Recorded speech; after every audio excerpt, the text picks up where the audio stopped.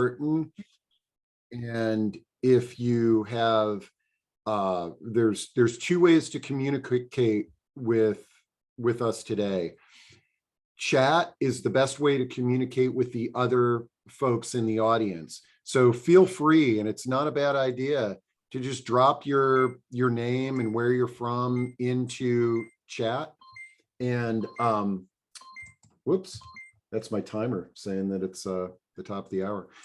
So drop your contact information. You can network with the other members of the village. But then the best way to communicate with our panel members, asking a question, participate in that discussion, is to use that Q&A button that's at the bottom of your screen there. And Barbara, I'm psyched to dive behind the curtain and wish you another great day with the conference. Well, thank you all. And thank you all. I think we've had a great couple of days, a lot of content. I promise, give Travis and I a couple of days. We'll upload it and get it all to you. Hopefully the beginning of next week. Yesterday's panel of pundits, our AARP speaker, we've had a lot of presentations from our villages. So believe it or not, we've had 47 speakers, and today is no exception. We're going to have a very full day. And so like Steve said, please put your comments in the chat and your questions in the Q&A, and we'll be monitoring it.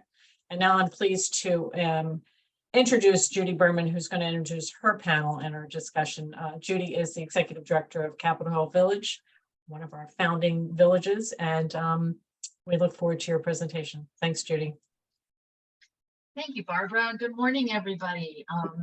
So I'm Judy Berman, Executive Director of Capitol Hill Village in Washington, D.C. Really pleased to be here. And I'm really pleased to be bringing these panelists to you all.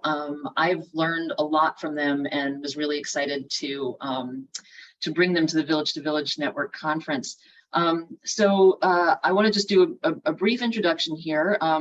Caroline Edessis is the Director of Senior Living Community Engagement with Mather, which is a senior living organization and does a lot of things, which she'll talk about later. And Pamela Saunders is an associate professor and program director for Aging and Health Program at Georgetown University. We are going to do a brief warm-up exercise. Caroline is going to lead us in that. And then we're going to follow with some with an introduction to what is creative aging. I don't want to talk too much right now because I don't want to.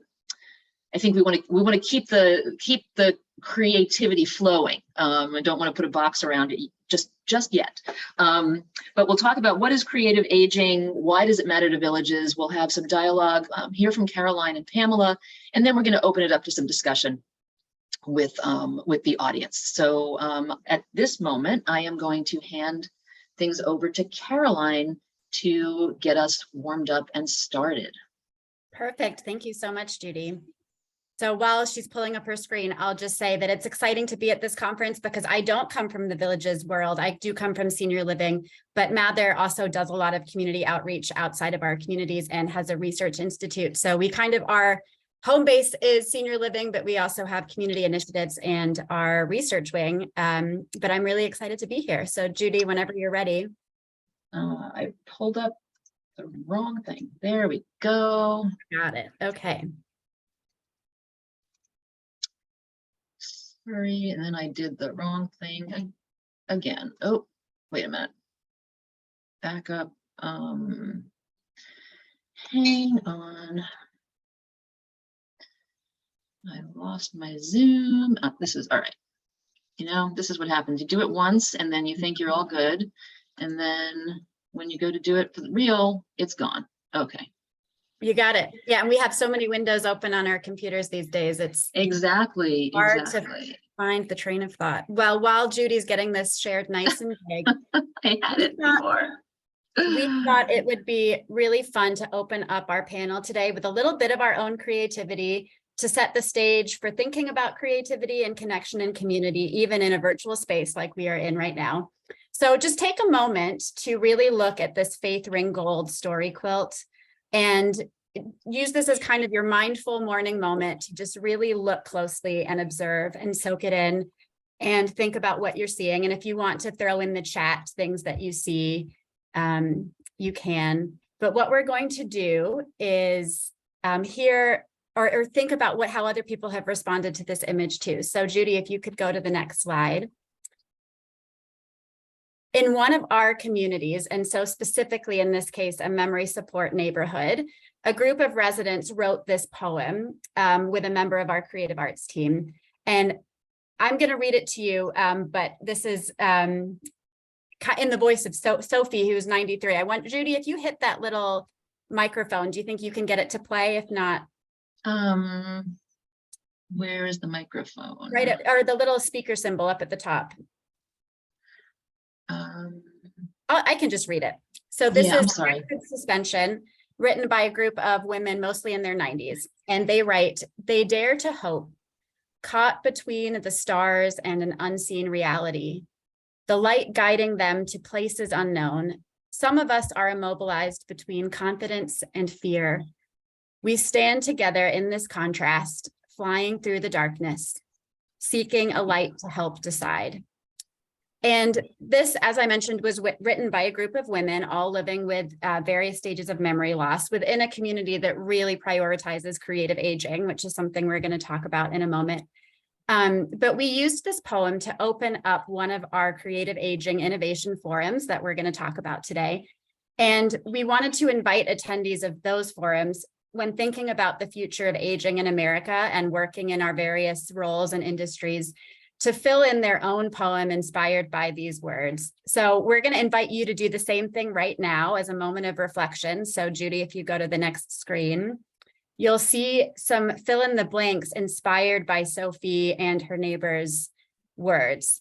So thinking about your work, your field, aging, villages to villages, answer some of these questions just with whatever pops into your head and throw it in the chat. I dare to hope for, between confidence and fear. I dare to hope for a long life, healthy longevity, flying through the darkness. We stand together in. I dare to hope for the end of social isolation, enlightened community interaction, always more confidence. I dare to hope for love.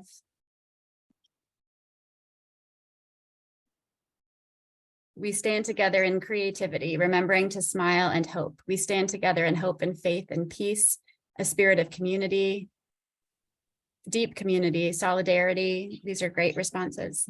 Between confidence and fear, I stand strong, from Candy. Wonderful. Spirited friendships in, commitment to making it better. They're jumping so fast. Wonderful. Well, we wanted to start with this just to kind of really set the stage that creativity might in many ways be even bigger than we think about it.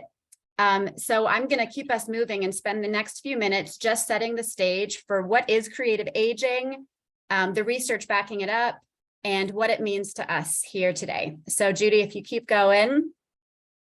I'm going to start by just unpacking some culturally loaded words so that we even have kind of a shared language to talk about today. So I want to ask you to consider your own relationship with the word art, because when people hear creative aging, usually this is what we think of.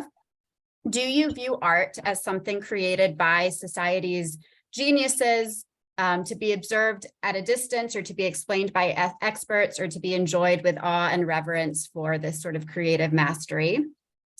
Next page.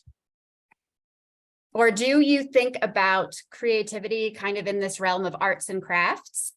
So, you might hear somebody say, my sister is the crafty one. She goes to her crocheting group every week, or arts and crafts classes. And that's a phrase that conjures something very specific, loaded with stereotypes and biases about, what work is valuable, which is a conversation for another day. And then the next slide. What we're really after is creativity, not as a gift from the muses for the select few, but rather something that we can all cultivate, a teachable practice, a way of connecting that is accessible to everyone, and that should really be woven into the fibers of all of our communities. And that's really creativity that we all have that allows us to be keepers of culture and meaning makers in our lives. So there's a definition of this by a composer named Stella Sung. She defines creativity as the expression of an individual's way of looking at the world and translating that viewpoint into something shared with the greater human community.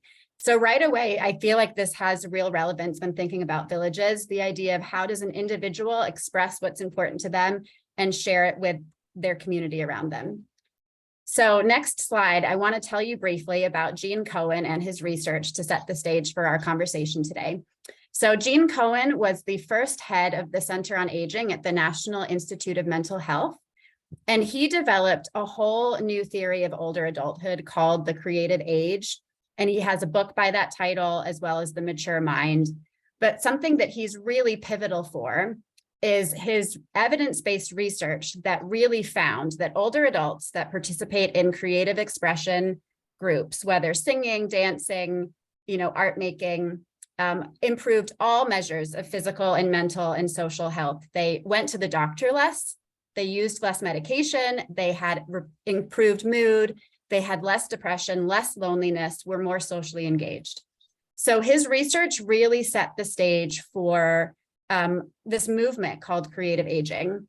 And he really believed that the aging brain is not a brain solely in decline, which, to be honest, for decades was kind of the idea about what happens as we age, right? Our brain declines, we lose skills. His idea about creative aging really positions that human beings can become more creative as we age. We're not just declining.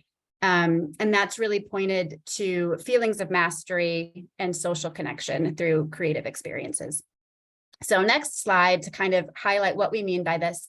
Cohen proposed these 4 types of creativity that older adults engage in. It might be continuing a creative activity that they've had their whole life, like playing an instrument, changing creativity. So charting a new course, you might have had a career in economics and you start writing poetry in later life. Commencing creativity, so starting something brand new, or creativity connected with loss. So really using the creative process to process the transitions and changes we all go through in life. And that all of those kinds of creativity are part of the aging experience and equally valuable. So discovering this research when I started designing art studios for older adults in various settings 15 years ago really was eye-opening to me, because I was very clear that this work is not simply about hosting art classes for people who identify as artists or who are crafty. It was about a potentially seismic shift in how we view aging and how we view the importance of creativity in community. Next slide. So really to kind of highlight that, what Cohen was proposing is that we should challenge the dominant narratives of aging as a time of decline, reduced abilities, and reduced social value, and that creativity is really the way to do that. So I want to just give a few examples of what creative aging work has been over the past 50 years. And many of you very well might have really strong creative programs in your villages. So if you go to the next slide, just various pictures of different kinds of settings with creative aging going on. So prior to Gene Cohen's research in the early 2000s, artists like Liz Lerman founded Dance Exchange in DC, Susan Pearlstein founded Elders Share the Arts, Stuart Kendall founded Stage Bridge in Oakland, California. They were pioneers in creative aging in the 70s. Federal programs supported healthy aging with funding from the National Endowment for the Arts. So really thinking even as far back as the 70s, we had a lot of teaching artists in community arts practice. But in the past 15 years, there's been even more programs really developing since Cohen's research at the intersections of arts and aging and health. I mean, things like Arts for the Aging, Time Slips, Lifetimes Arts, the Foundation for Art and Healing, so many wonderful programs. And my key point in saying all this is that it is not just about providing art classes as recreation. It's really about using creativity to position older adult voices as valuable and encourage intergenerational collaboration and build creative community. So one last slide, and then I'll turn it back over to you, Judy. The Mhm. pandemic obviously made all of ageism, ableism, isolation, everything so much worse for older adults. But it also focused a national spotlight on creativity and the arts as an answer to our loneliness, with studies demonstrating that people with daily creative practices fared better emotionally due to experiencing flow. I put these pictures here because when you think back to those early days of the pandemic, it was arts and culture that came pouring through, right? People realizing the importance of creativity and mental health and our feelings of connection to each other. And so kind of where we're starting our conversation today is that there's this moment of disruption to be seized in which all kinds of industries can rethink how we've always done things. And that really spurred Pam and I to start working together. And Judy got, involved really with this idea of how we can use creativity to change how we've always operated. So with that, setting the stage, I'll toss it back to you, Judy. Great. Thank you so much, Caroline. That was wonderful. So what I'd like to do now is just sort of, I'm going to toss some questions out to Pamela and Caroline, and so we can all hear from their experience. And I'd love to start with asking you both to tell us more about what you do professionally, and how creative aging informs or influences your work. Pamela, did you want to start? Sure, I can go first. Oh, wait, let me tell you. So tell us a little more about you and about who you are. Okay, I'm happy to do that. So as you mentioned, I'm faculty at Georgetown University. I've been there for quite a while, very involved in medical education, teaching doctor-patient communication, helping students learn about geriatric medicine, and then also providing classes like reflective writing and self-awareness for professional development for medical students and other graduate students. And then about 5 years ago, I was tapped by the Dean of the Graduate School of Arts and Sciences to start a new master's degree program in aging and health. And one of the core competencies of our program, which comes from the competencies laid out by the Academy of Gerontology and Higher Education, is humanities, ethics, and creativity. And so we wanted a core course that taught that. And so that's been a very exciting journey. And my work has touched on the creative aspects. Certainly with this project with Caroline, you can imagine how exciting it is to work with Caroline. And also narrative medicine is one of the areas where I touch on creativity with my students. That's a little bit about me. Great. And Caroline? Yeah, so I have been with Mather for the past 10 years, but I've been in the field of aging for probably about 20 years. It's kind of, I feel like it's what I've always done. I started out as an art therapist.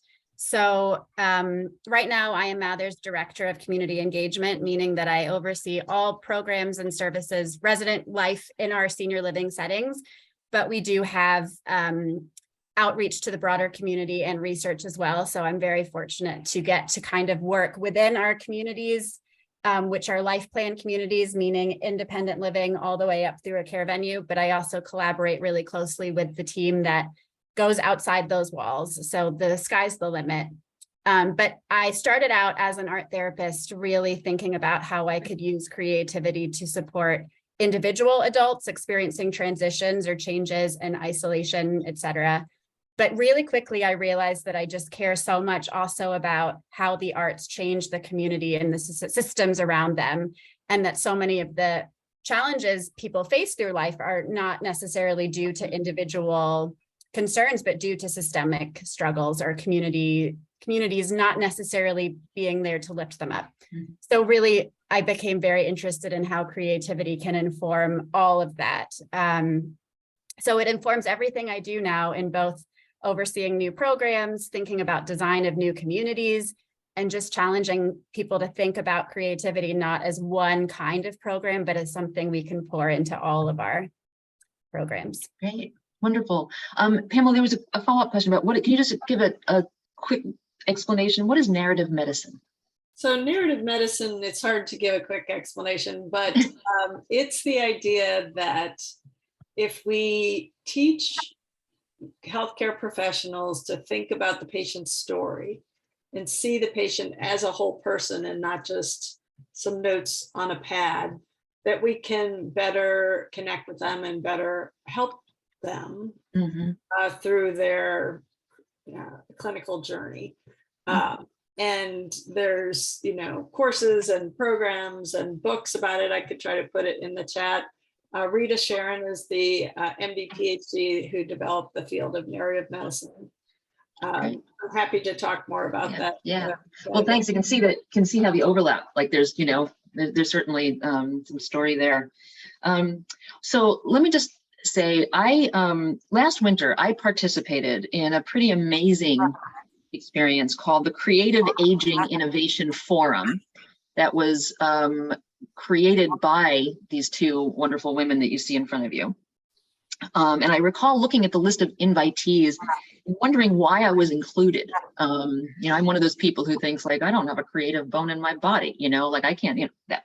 And I wonder, Caroline and Pamela, can you talk about this forum and the white paper that came out of it? And then perhaps why you decided to include villages among the participants. I know I came to my own conclusion after participating.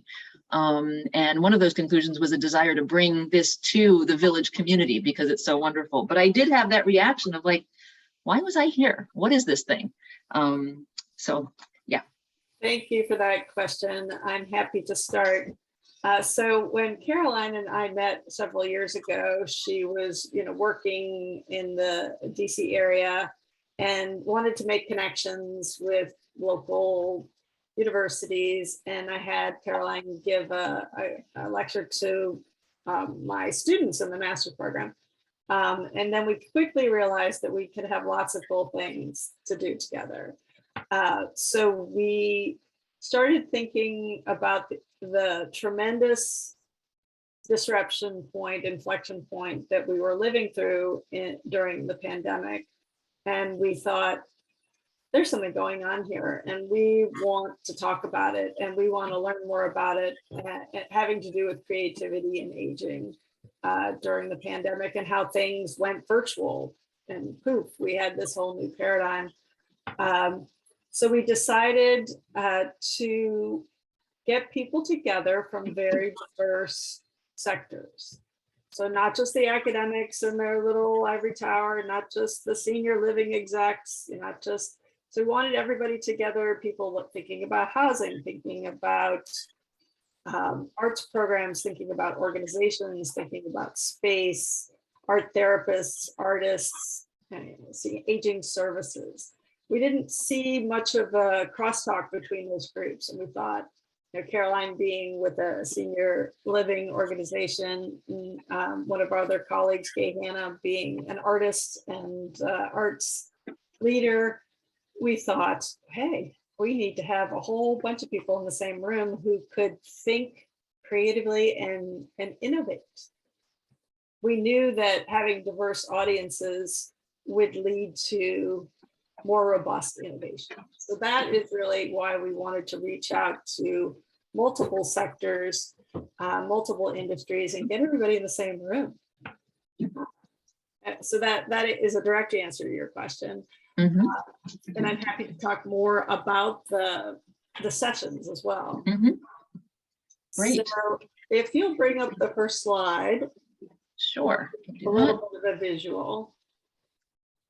So we decided to have a series of sessions, of 3 sessions, spread over a couple of months. So we decided, okay, January, February, March, early 2022, we'll spread them out. People will have time to think. And then we invited all these rock stars across these multiple fields, as you can see listed there. We also tried to attend to diversity in our participants, trying our best to think about issues of age, race, ethnicity, gender identity, ability, and geographic location. And our purpose, as I mentioned earlier, was to spark creative problem solving to spark innovation. And if you'll go to the next slide, we used a process called creative problem solving. That's what CPS is written out. It would be creative problem solving.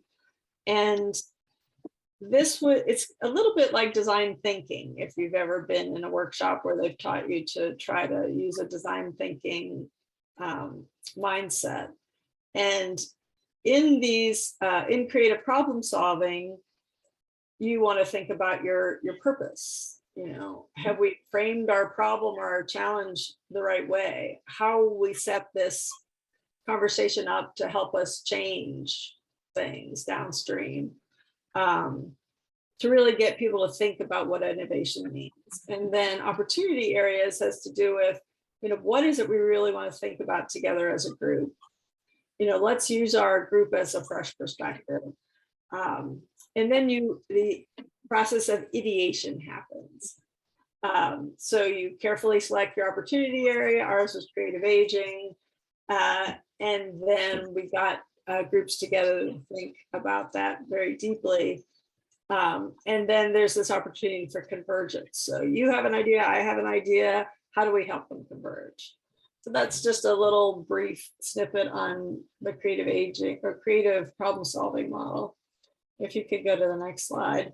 So we had these 3 sessions. The first session was to just think about opportunity expansion questions. So we asked the group, what's true about creative aging? What are the benefits of creative aging? How do you define creative aging? Boy, we had a lot of definitions. What are some metaphors? So that was the way to get juices flowing, to get people to start this, what are our opportunity areas? And then if you go to this next slide, that we had people give us all their definitions, and from the data that we collected, we found some themes. And we took those themes from the data and organized our second session. So we were interested in how creative aging supports autonomy, mastery, belonging. How can we expand access and inclusion?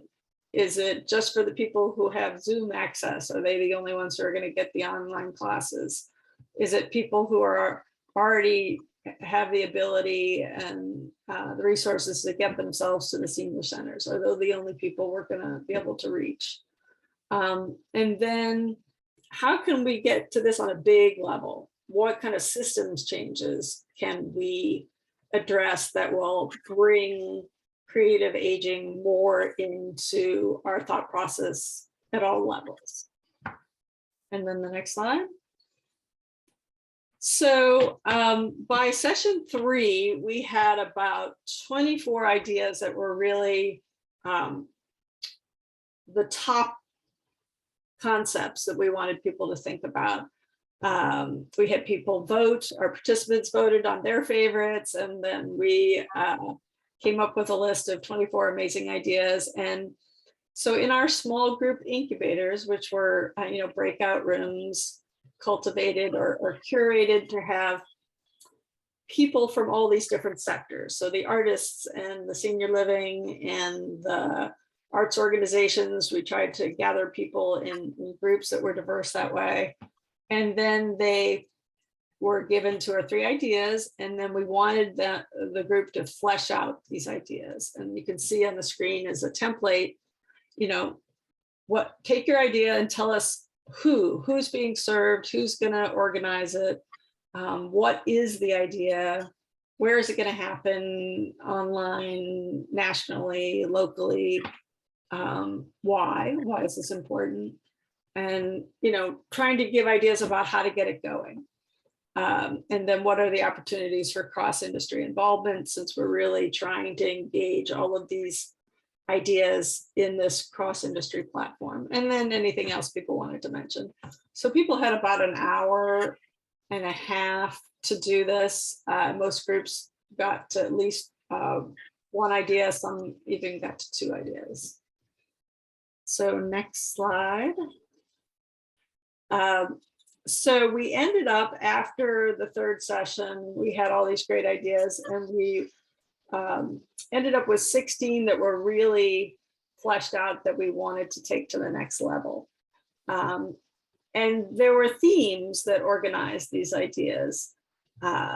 We saw themes of systems level change, and we saw ideas that addressed diversity and inclusion and equity and access.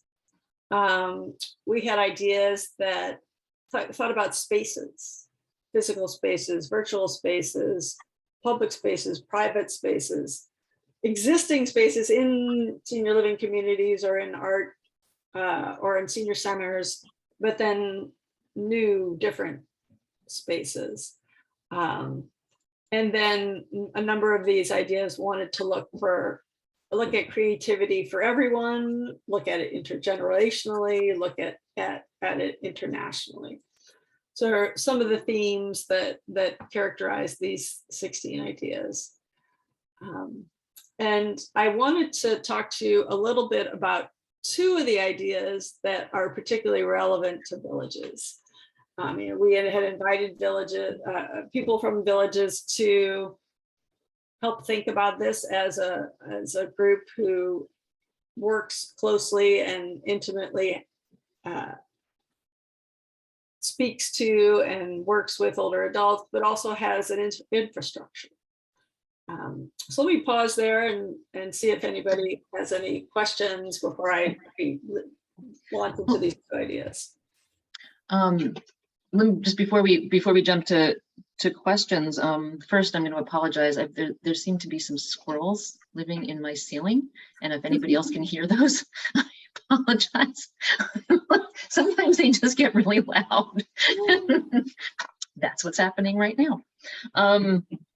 So one of the things that I experienced, like I said, I went into it thinking, like, why was I included in this? I didn't, I'm looking at, all these arts administrators and people like that.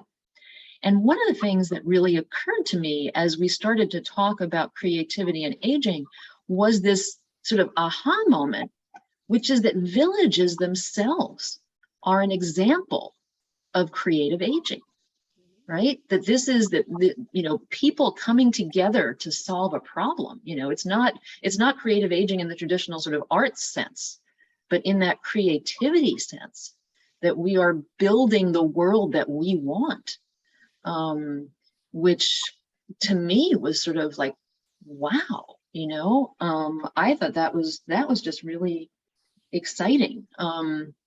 That was definitely one of the ahas that I took away. Were there any sort of moments for you in the forum, things that stood out to you as new learnings or ahas?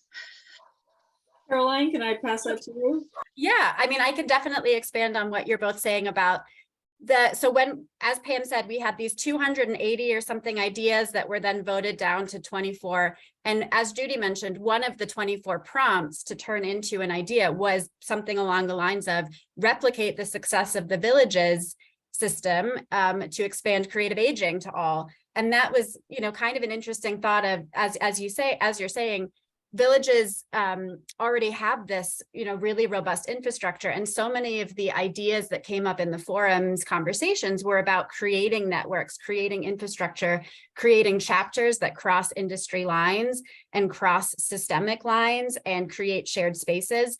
And so that was a really kind of aha moment for me that for this kind of work to be successful, we have to look to what are those existing infrastructures and webs that might already be navigating those boundaries in a really innovative way, because it really makes sense to pour creativity throughout that structure.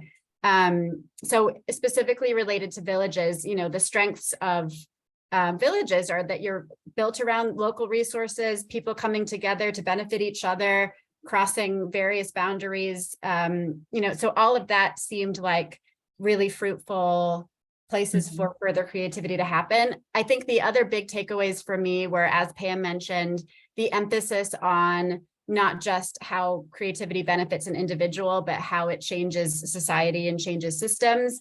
And it was really validating, I think, to hear so many people in various fields feeling that as a priority. And, the emphasis on intergenerational creativity, really thinking about aging as not just something that starts at 65, but something that we're going through across our whole lifespan. And the conversations about who is involved in this work, because throughout my career, I've always seen creative aging as kind of, there's like territorial sections of it where it's sort of the museums stake their claim in it, and teaching artists stake their claim, and people with therapeutic training stake their claim. And really, if we're going to get anywhere as a country, we have to kind of all be part of that and try to use our skills and assets together rather than kind of staking off our sections of the work. So that was really why we started this in the first place. And I think something that will continue to come out of it. Did you have anything you wanted to add, Pamela? The process of having the three groups together and seeing people being so willing to embrace the creative exercise that we offered them, people, and the metaphors we offered people was really gratifying. And then, having everybody from the young teaching artists at a community, maybe at the beginning of their career, all the way to the creative older adults who were actually doing art in some of the senior living communities, all be on the same plane, and having that multidisciplinary conversation was, I thought it was just so exciting to have people in the same room like that. And it really gave us a lot of hope and a lot of inspiration. And the idea is, as somebody asked about the white paper should be out in about a week, and we're happy to provide the information for people to access that, absolutely. And our goal for the white paper is, and maybe I'm jumping ahead here. No, that was the next question is what is the white paper? Can you just talk about that and how do you imagine villages and other partners making use of it? Absolutely. So the white paper, our goal, our hope is to offer these ideas to the world. Take these ideas, build on them, run with them, pick them apart, put them back together, use them. So that's the call to action in this paper, is an invitation to build on the work that was started by this amazing group of rock star creative aging people, etc. And some of the ideas may be found a little bits existing in other places, but some of them are brand new, way out of the box. Let's create a worldwide network that changes the face of creative aging. So we're really excited to be able to share it with people and then continue the conversation. So not let our group that we gathered last spring go away, but to create mechanisms for people to continue conversations. Great. Caroline, anything to add? Yeah. I mean, I would add, I see in the chat that somebody mentioned Wendy Miller, Gene Cohen's widow, continuing his work. Yep, she was part of our forums and was fabulous to have there.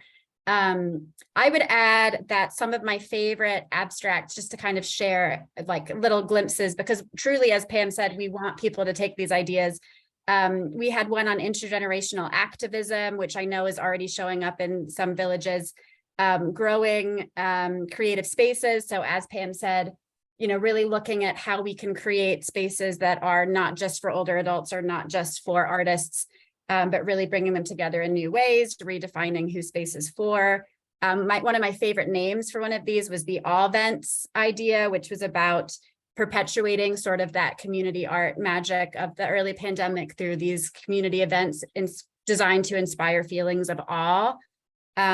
Research on social determinants of health and their impact on creativity, access. So as Pam said, there was really a wide range of ideas.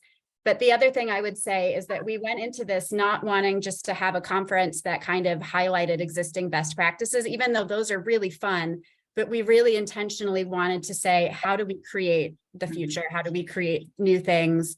and how do we create networks Mhm. that allow this work to kind of ripple out. So we can put Pamela and Caroline's emails or whatever the contact information into the chat for folks who want to get a copy of the white paper, which, like you said, will be out next week. Yeah, Eddie, I agree. Let's use our creativity to call your report something besides a white paper. You do have a title. You have a There's a title, yeah. Let me just, before we sort of open it up to further conversation, if this is all new to a village, if this idea of creative aging, if the sort of themes, do you have any suggestions for how to get started? Yeah, I mean, I can chime in with a few simple tips just about how to think about creativity from the small scale to the biggest, because on the smallest scale, obviously, it's really just figuring out how to provide more creative workshops, music, dancing, theater, writing, partnering with different arts organizations to really look at how we can expand what it means to provide a creative experience to an older population. But beyond simply providing an art class, really identifying what are our existing creative resources and practices that are already happening in your villages that might not even necessarily be falling right now under the creative umbrella. What are our organic creative processes that people are using in their lives? That gets back to where we started today about craft, where so many things are not considered high art that really are very, very creative. So really identifying what those are and building on them. The other tip I would give is kind of pulling from the time slips model in Milwaukee, is using existing points of connection to insert creativity. So time slips works with Meals on Wheels and has creative conversations happening at those points of connection. So really getting outside the box about when does creativity happen and how can it foster connection. So those are just a couple ideas. Okay, great. Did you have anything you wanted to add to that, Pamela? It's just a question in the chat where, was asking specifically about the two ideas I mentioned. And Caroline touched on the first one, which we call awe events. And, the picture of people, playing music out their windows and clapping for first responders and the beautiful violin music on Zoom, those you might think of as awe events. And I think villages have structures now that you have a membership, you have programming, thinking about what inspires awe in your group, and then having an event.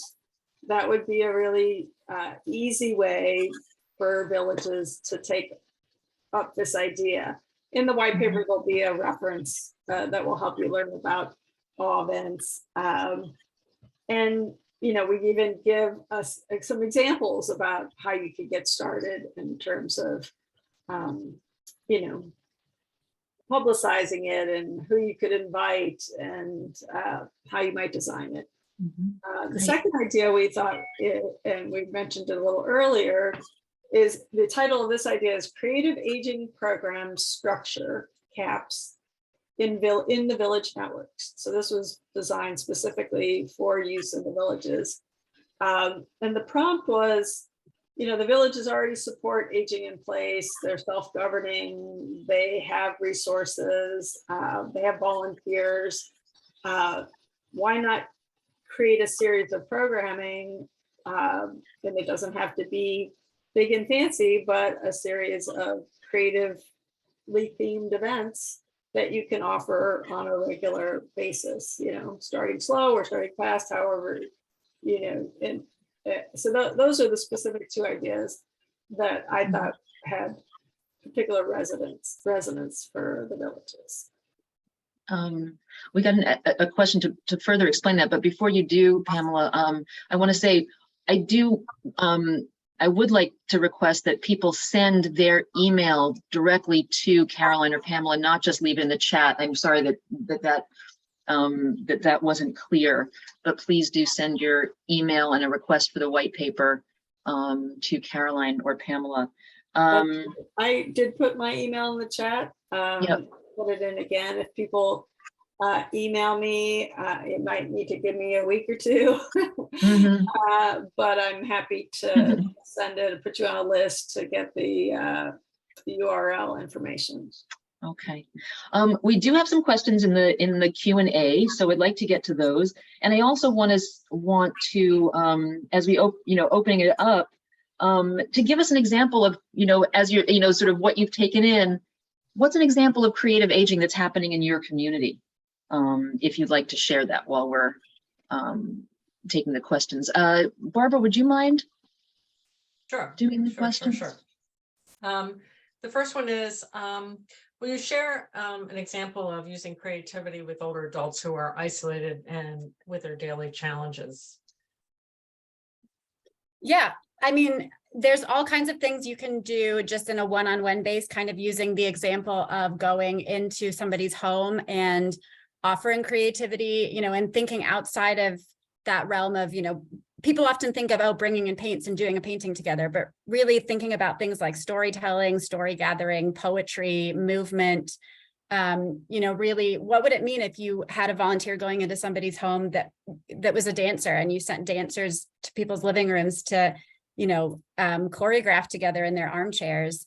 I mean, I'm just making this up on the spot, but things like gathering stories in response to questions, really seeing the creativity that's all around someone in their home right now that can be a source of connection. We've done things in the past with having students from the Art Institute of Chicago work with isolated older adults and turn their stories into graphic novels or comic books, really looking at translation. So there's sort of the actually creating something together, whether it be painting, drawing, fiber arts, poetry, theater, movement, but there's also using creativity as a way to respond and connect and amplify those voices. Or the kind of really simple answer is also just inviting people to come together in new ways and be part of that choir, be part of that dance group, be part of that ukulele club. Yeah, and I think maybe it's a little bit of a reframing. Chances are villages have creative activities already going on, and just kind of thinking about it in a slightly different way, and offering this program that you're probably already very good at doing, and thinking of it as creative aging. Yeah, so it's kind of just a reframing, really, of what we're already doing, and then allowing that reframing to kind of open your own creativity to think about how else that this can be talked about, used, and quite honestly, fundraised around, right? That's something else that we want to share in this is, there's state arts agencies that provide funding to do projects. And, this is another opportunity to sort of connect as you think about this, like maybe there are some people who are interested in doing this work with us as villages. And there are some new, funding opportunities out there. Other questions? Oh, there goes. Yeah, interesting. Terry McKenzie asked if there's, have you used this to advance public policy and awareness around the issues of, older adults, which I think is, a couple people have kind of skirted around that, but, Well, we haven't yet. But a number of the ideas in the white paper suggest just that. How can we get creative aging on the prescription pad and have it get covered by Medicare and Medicaid? Some of our projects actually aim towards that goal of doing a demonstration project, getting the funding, and then collecting enough data to convince one of the big, the big agencies that this is going to help people's health. Yeah, I also think that there's an opportunity there to use creative the products of creative aging to communicate perspectives of older adults with policymakers, and to also, I think, to me, it's very powerfully part of the anti-ageism, which is something, that, you know, I know a lot of us are really passionate about, right? But the whole narrative that older age is a period of tremendous creativity. And so we push back on that narrative of decline, including among our policymakers, you know, who tend to, you know, consume it hook, line, and sinker. So I could add to that, just kind of from my own experience within senior living systems. I could be in a boardroom trying to convince people of these things verbally, you know, all I want, but there's nothing like inviting people to a community performance, a storytelling hour, a dance performance, a poetry reading, an amazing art show to completely help everybody just understand it fully in their gut, and to understand the value of a totally independent older adult creating right alongside the value of somebody living with a disability creating.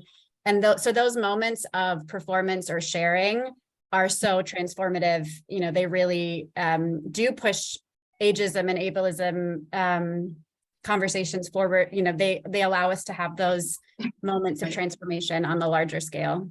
yeah, there are some really beautiful ideas and experiences that are coming up in the chat, you know, folks to share. So I hope everybody is looking at the chat to see examples of how villages are already using creative aging concepts, you know, because there's something kind of, there's something sort of intuitive, I think, about some of this, you know, that when we come from the village perspective of, you know, we do affinity groups, right? And anybody who has a passion for something, including the creative arts, can then find other people to share that with. And that becomes sort of an invitation to others, as well as bringing in, you know, some of the other things that we do, which somebody mentioned, you know, short stories and other things. We're bringing people together and using examples like the example that we started with to sort of, you know, encourage creative response and, you know, to push back on the narrative that I started with, which is I don't have a creative bone in my body. Well, we all do, you know, we all do. We have to find the place, you know, to tap into it. And it may not be drawing, it may not be, you know, we may not be skilled artists, but we all have creativity. And I think that's really important to remember. Are there other questions? Yeah, there's one. It's a good question, and you touched on a little bit on particularly dancing as an artistic, creative activity, and just tagging on that, more examples of maybe intergenerational creativity. So what was the question around dance?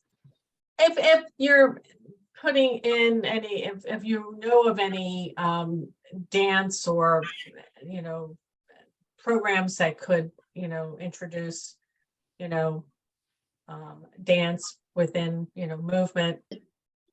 Absolutely, absolutely. I know Caroline's got them off the top of her head here. Caroline? Yeah, I mean, one of the groups that helped us with one of our sessions was Dance Exchange, based in DC, which is, you know, all about intergenerational dance. I was just meeting yesterday with Momenta, which is a dance company in Chicago that is very much interested in dance for everybody. So literally people of all different kinds of bodies, assistive devices, dancing together. I think they work with kids as young as 9 as well, all the way up through, you know, 100 and however much. So there's lots of different organizations like that that are thinking about dance in a really inclusive way, and thinking about intergenerational dance and movement. I mean, I would just tie this back to the importance of really building those partnerships that are not just going to see a performance, but really reaching out to that local dance company or college level dance program and saying, hey, what would it look like for us to do more co-creative experiences together, to really get beyond audience performer, and to really, especially with movement where we all have the capacity to move and mirror each other's movement in some way. That can be a really great way to build those partnerships and take them further. I would add to that, there's a group called Bodywise, Margot Greenlee, that does, and from starting from when the pandemic hit, she started doing virtual programs that are now open. I think it's like every day at 10 a.m. People can join in, and that's another one of those, you know, sort of body inclusive opportunities for people of all abilities to engage in dance and movement. So those are some really lovely ideas. And thank you, Caroline, for focusing on, that sort of co-creative, that's really the language that we're looking for. I should note too that, this has come up. I know a number of you have heard about the Taxonomy Project. Well, in the Taxonomy Project, we actually have the categories exist for both creative engagement and sort of passive engagement, because there's an important distinction to be made there. Not a judgmental one, but simply that a lot of us are doing and may, continue to do this kind of creative aging, which has an evidence base behind it. And I think it's important to capture that in the data that we're collecting about villages. Were there any other questions or comments? Thank you, everybody. You can unmute and join. I just want to encourage everybody to take a look at the, do take a look at the chat. We still have some confusion about Pam's email address. It's SAUNDER is S Saunders. And is it, No, I actually, maybe you, Judy, you and I and Barbara can think of a good way to get this to people without having. Yeah. I was thinking the same thing. You know what? If you can send it to us, we'll throw it out there to everybody. okay. And we would love to share it on your behalf. So and let me just share. Let me share one other opportunity that folks might be interested in. The National Assembly of State Arts Agencies is holding its 2022 Creative Aging Institute next month, November 8th and 9th and 15th and 16th. It's a virtual event. It's from 2 to 5 p.m. Eastern each day. If you're interested in that, I encourage you to look at the National Assembly of State Arts Agencies, NASA-arts.org, and get more information on that. If you talk to Susan, tell her you heard about it at the Village Conference, because she'll be especially welcoming. She was also part of the forum that Pamela and Caroline held. Well, any other final comments? Pamela, Caroline, I want to thank you both so much. This is really the kind of interdisciplinary exchange that I think that you all were trying to engage, and that I hope we'll see more of, and that I hope that that villages will show up at arts tables at state agencies and at other kinds of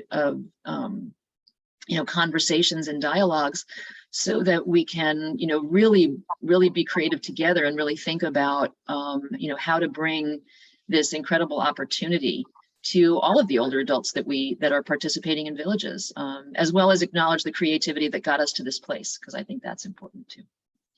I would chime in that I'm seeing lots of amazing resources plugged into the chat, many of which were part of the forum. Really great website. So somebody asked if the chat is saved. Yes. I am. Yes, we are saving everything. So it's awesome. And, I like the other areas of creativity. I mean, I know we started this when I first started as an ED for the network. We had David Aker, who wrote a book on creating your signature story. And we really had a lot of people that just wanted to write. And, writing is therapeutic, and it's also, communication. And so we still have a lot of villages that have writing groups, and Yep. I love this. This has been awesome. And I appreciate, everything. And I have to show you my creativity. This is what I'm doing intergenerational with my grandchildren. So it was a little Halloween workshop. So you know what? All right. Well, thank you so much. Thanks for the I was like, opportunity, oh my Village God. to Village, and look forward to speaking with you all again soon. Thank you all. Thank you. Thank you for having us. Yeah. I Bye-bye. know. Wow, that just motivates me to want to do more. And I hope everybody, I know my local village does a lot as far as creativity. So looking outside the box, and just, it gives me purpose to see, a lot of these folks, so thank you all very much.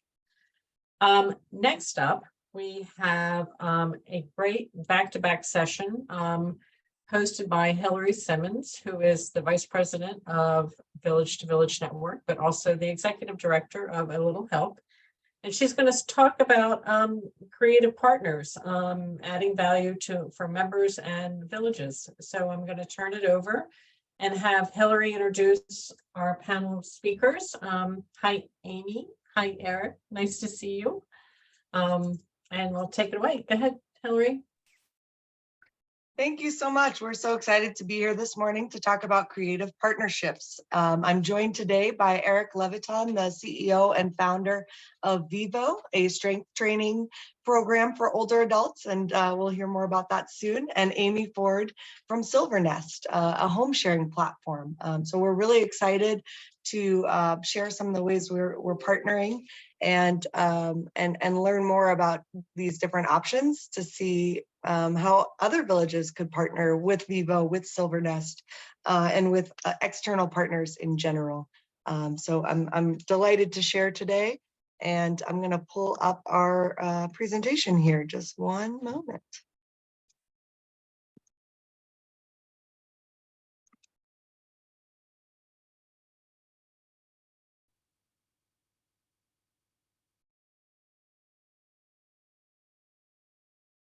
I wasn't sure who was running the slideshow, so I'm just making sure I've got it all together. All right.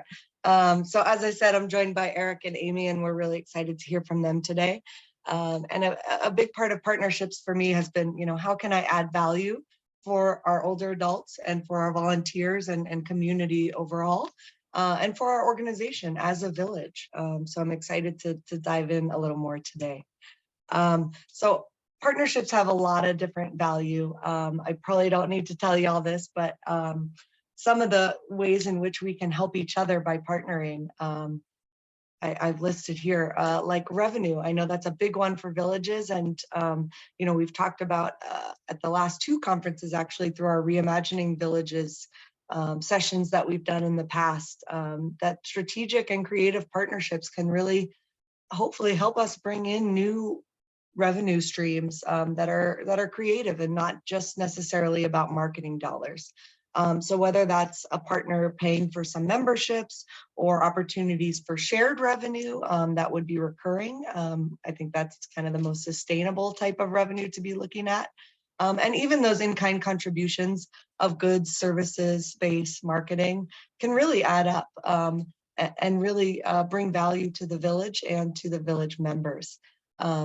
I think partnerships are a great way to share audiences.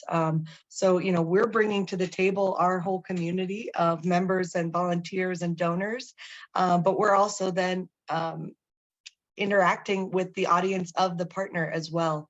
And so usually you need to be specific on kind of where you want to share an audience. But there's a lot of great opportunity here. And with that comes the cross-referral ability. So hopefully a partnership is bringing in new members to your village, but also, you're bringing customers or clients or, whatever term they're using to your partner.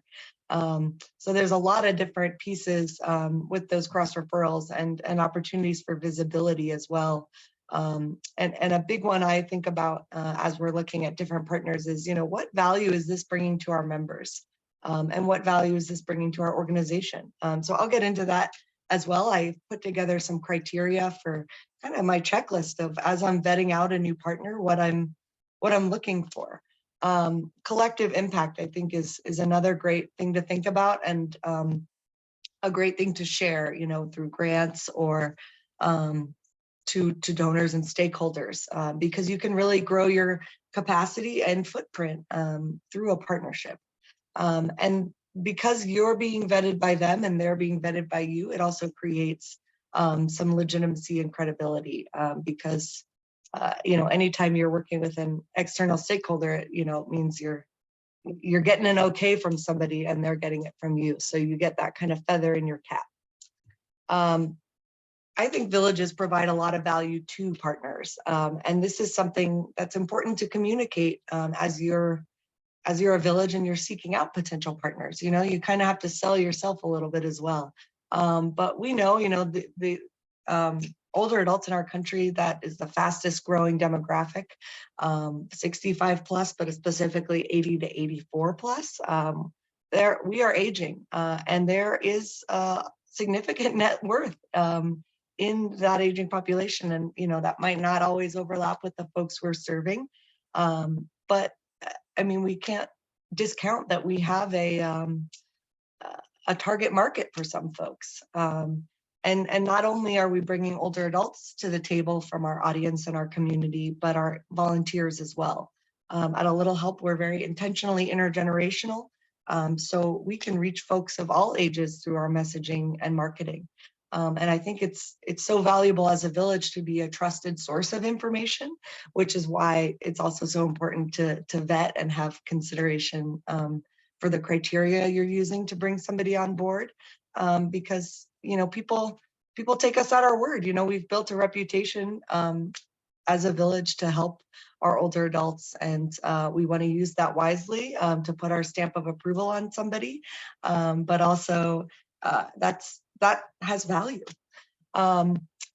We're also, I'm losing some of my headings, but I think there's also a lot of value in working with the partner in different ways. So we work with a lot of different local partners who also volunteer with us, and we provide those opportunities for impact, for team building as an arm of their corporate social responsibility, which adds another dimension and dynamic to a partnership. And I think a lot of times we try to connect, donations and contributions to impact. If we have a large donor or a partner who's providing us funding, we want to get them out on a service day and feel that impact in action and bring value to them from a social responsibility side.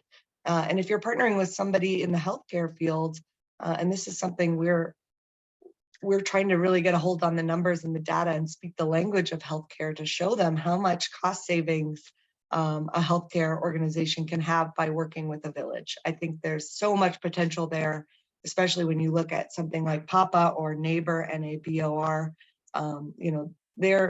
They have billion-dollar valuations, and they're doing a lot of what the villages are doing, but they're able to translate that into healthcare cost savings. So this is something we're exploring at A Little Help, and I hope we can all explore together as a collaboration of villages to further show our value to partners, investors, donors, all that good stuff.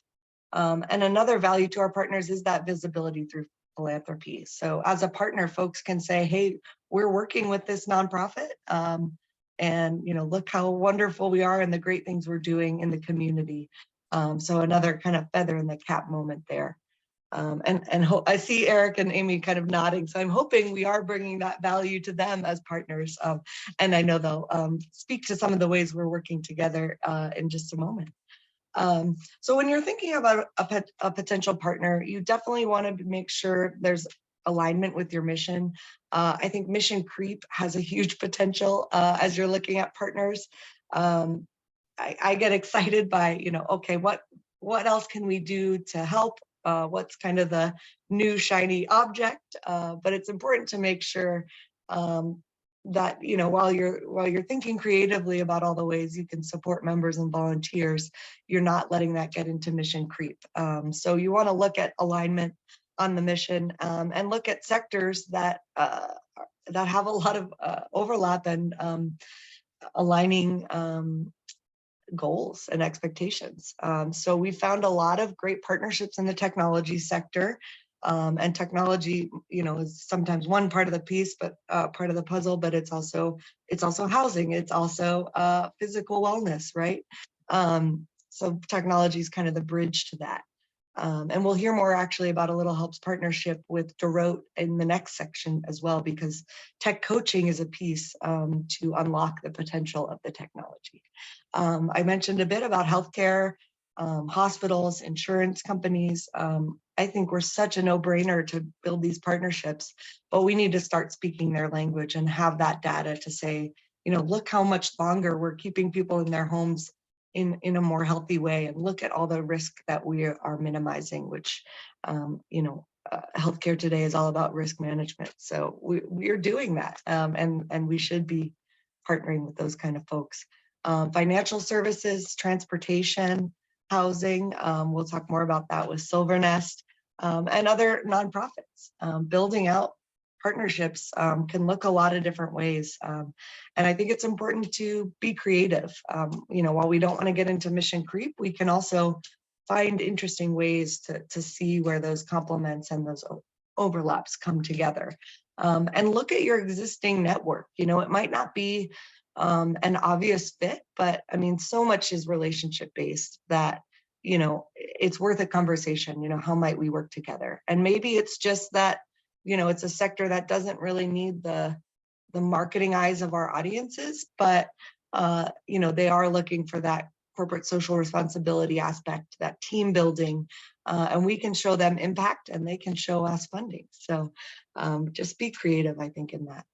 And so as we're looking at different partnerships, I think it really is important to have a list of criteria that you're evaluating things upon, because we are a trusted resource for our members. And I don't want to just put my stamp on any Tom, Dick, and Harry that comes a calling. So I think it's really important to have kind of a credo behind this and some specific things we're looking for. And we will share these slides out after. So if you want this to be your criteria, feel free.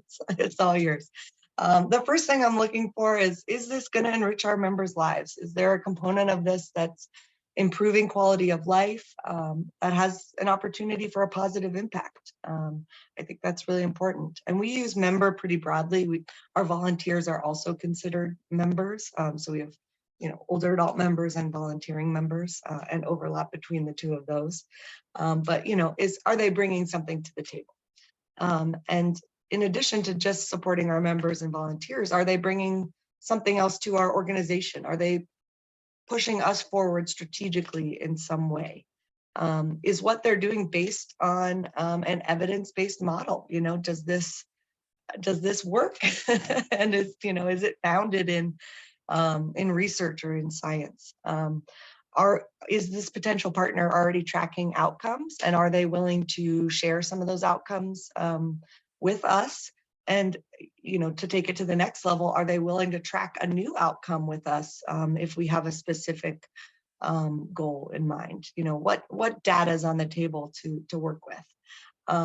Do they have reasonable expectations of what we can provide? I think this is an important one for villages, especially as many of us have formed partnerships in marketing ways. And I think on the partner side, they think, oh my gosh, you have 800 members. I'm about to get 800 new clients. And that's not always the case. You can lead a horse to water. We can share wonderful information that we know is going to enrich people's lives. That doesn't mean they're going to take it.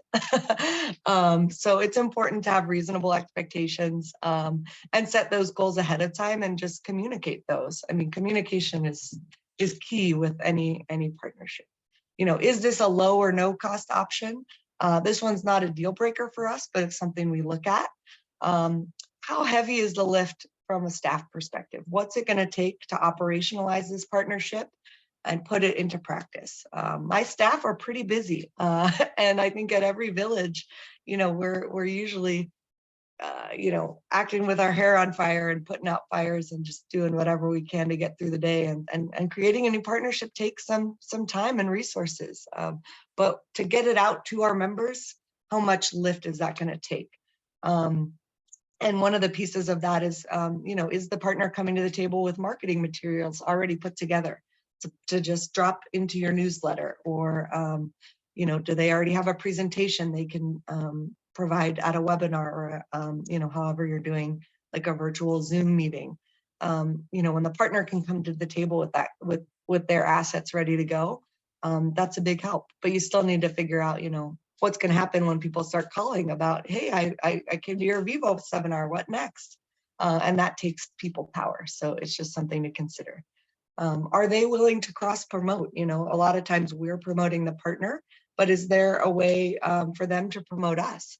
And this, you're going to want to be geographically specific on, because you might be promoted somewhere that you don't serve, and that you're going to get a lot of phone calls that aren't super helpful.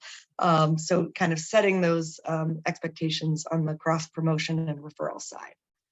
One thing I also like to do is take a spin around anything that we are partnering with and promoting. You know, I want to see how it works. And I think it helps us then speak to that type of partnership and give a personal testimonial, which goes a long way. Are they willing to partner on grants, provide some language, write a letter of support, and find some opportunities to apply for funding together? And it's always a great bonus if there is that revenue share opportunity. And again, I'm happy to share this information as we go. But I wanted to kind of set the stage, but now I'm going to turn it over to our wonderful partners.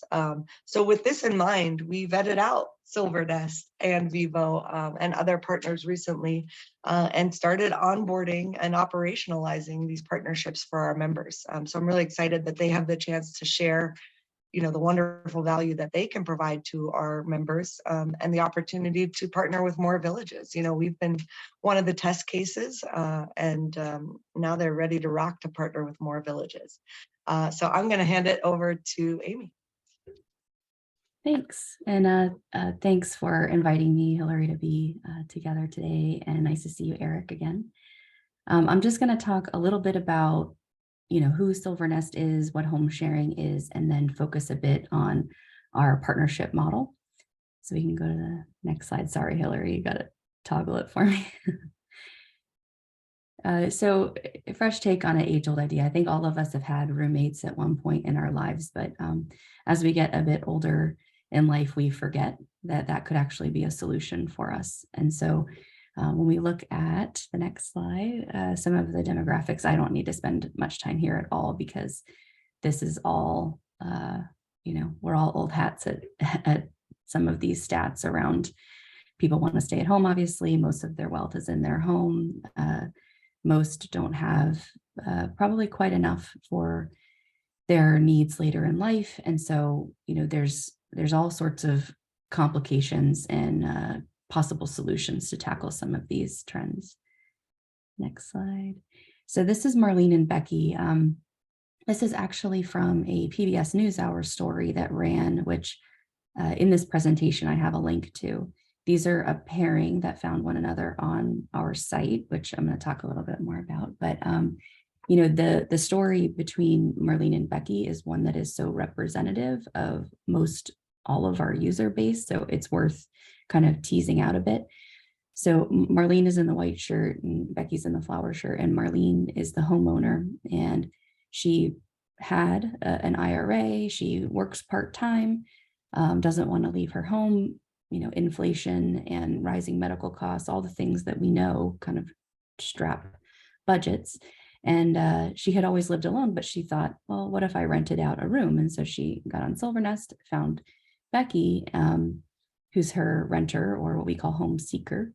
And they've been living together for over 1.5 years. Now, they share some meals, they share friends now, they share housework, and Becky pays Marlene rent. So there's a lot of ways where they're supporting one another, maybe formally or informally.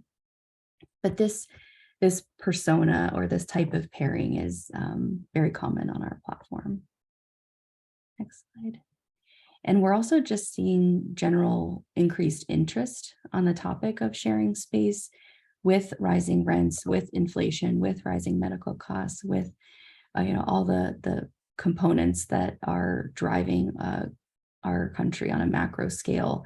People are looking for different types of housing solutions, and we're just seeing more and more coverage on this topic. And people love to think about it as the Golden Girls, and I can only say that because it's listed here, and not because I'm claiming that we're like the Golden Girls. But this concept of how can we live among one another and within community and support one another in a more intentional way. Next slide. And despite COVID, I think that we have been pretty surprised, I think, to a degree, of the growth in home sharing. I think that, when March 2020 came around, we did have a hit to our traffic, of course, but we were expecting that the bottom was just going to fall out, and it ultimately didn't. People told us through some surveys and focus groups that they were going to figure out how to navigate the health considerations because the need for income and companionship was so significant. So by our sort of back of the envelope, don't hold me to this number because it's a little hard to nail down, but there's about 52 home sharing programs across the country. Most of these are hyper-local nonprofit programs that are doing a lot of case management and support and wonderful work with a bit more vulnerable populations. And we try to engage, partner, and also just generally lift up these programs because we're doing similar work on a technology platform on a national scale, but we all want the same things, which are to normalize home sharing and normalize shared living and shared space as a way to age well. Next slide. So I've been going on, what is home sharing? There's a lot of lingo about co-housing, co-living, cohabitation, home sharing. So at Silvernest, we specifically, focus on home sharing, which means there's a host that has space available to rent, and there's a home seeker who lives there and pays rent. And I mention this just because what we really try to do is leverage available inventory, housing inventory in communities. We definitely need to continue to build housing, but this is a way to, sort of look at what's already in existence within a community and figure out a way to open it up. And it's typically very much more affordable than your own place. So it's a good model for also improving access to more affordable housing as well. So hosts, they live in their space. They are, on average, our users earn between 8 and 15K per year. This is a broad range because market by market, this is very different based on rent amounts. And sometimes the hosts themselves are looking for income, they're looking for a bit of companionship around the house, but sometimes our hosts are also looking to make a difference in their community by offering a more affordable place to live to others in their community. So I have some other information about that later. Home seekers are, they're looking for more affordable housing options than are out there right now. I live in Alexandria, Virginia, and a Washington Post article a couple months ago said that the rents in DC have gone up 40%, which is just, that's what we're seeing. We know it, but it's just very alarming considering fixed incomes and just challenges overall with rising costs. So I'll go on to the next slide. So on our platform, who is sharing? So our hosts are in their average mid-60s.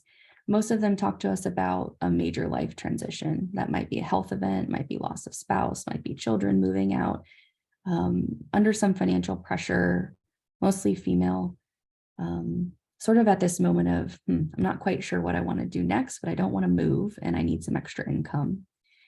And what's really interesting, and I think particularly relevant for this conversation today, is we ask our hosts if they're open to reducing the rent for a little help around the house. No pun intended, Hilary, a little help. But it really, in essence, it's like chores. This is not licensed personal care, nothing of that nature. But if someone's doing snow removal, some lawn care, some pet sitting, some transportation, they can negotiate that together and document it in their home sharing agreement. And the host can choose to reduce the rent for those activities, which again, just builds on the village to village model generally. Home seekers, they're a bit of a more diverse population on our platform. They're a bit younger, also mostly female. About 25% of our user base could be intergenerational. And I say that because as long as you're an adult, you can use Silvernest. And we've had as young as 18 and as old as over 100. So we have seen the gamut. There is opportunity to choose an intergenerational arrangement, which some people are very interested in. Some people also tell us, I've raised my kids. I don't want to really live with another 20-year-old. And they want someone else who's also in their 60s or 70s that they can sort of share a similar phase of life with. But that's really just the whole point that in our philosophy is really just giving people choice to live the way that they would like to live. Next.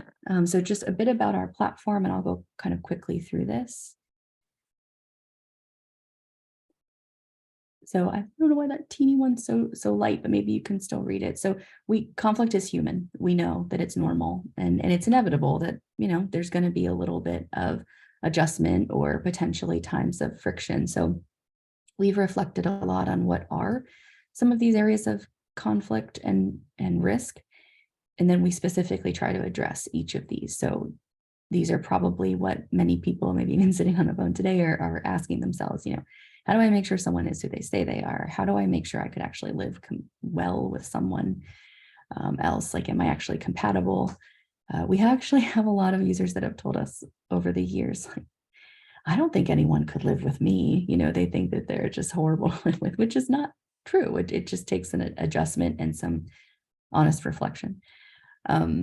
Expectations, how do we clearly articulate those? Can I maintain some privacy? And how do I protect myself, my home, if things don't quite go as planned? So if you go to the next slide, we're built to really address a lot of these. So we do identity verification, we offer background checks and private messaging.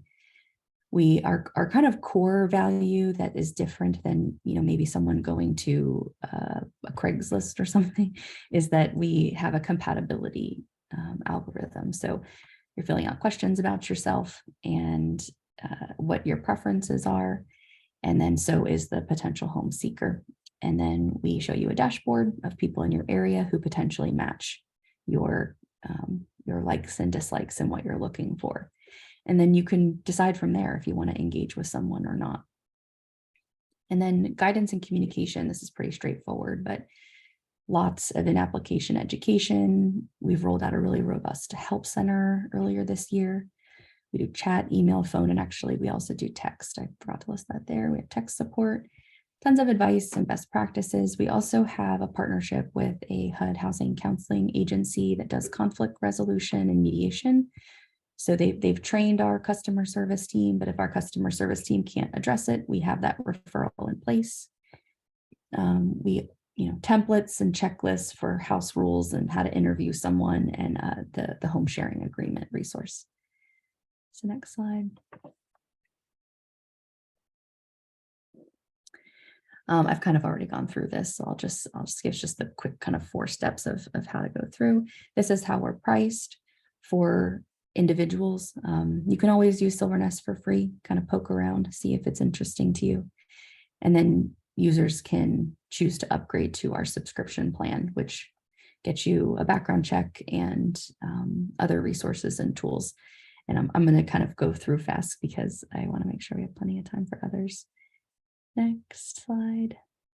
And so, we've gone over this, and I think that what attracted me to Silvernest, I spent 7+ years at the National Council on Aging, overseeing housing counseling programs and foreclosure prevention programs for HUD and Fannie Mae. And I just remember listening and auditing some of the counseling sessions for a lot of the older adults we were serving. And sometimes there were just no solutions. There were just no ways to improve income. There were really limited ways to make the budget work. And those were really, really hard conversations. Even after someone's enrolled in all their benefits, it was just really difficult. And home sharing is something that, even if a lot of people have some extra space, it's not for everyone, but it certainly is possible for quite a few people. And if we can get people to, think of it as a solution for themselves, see themselves in the opportunity, there's a variety of benefits.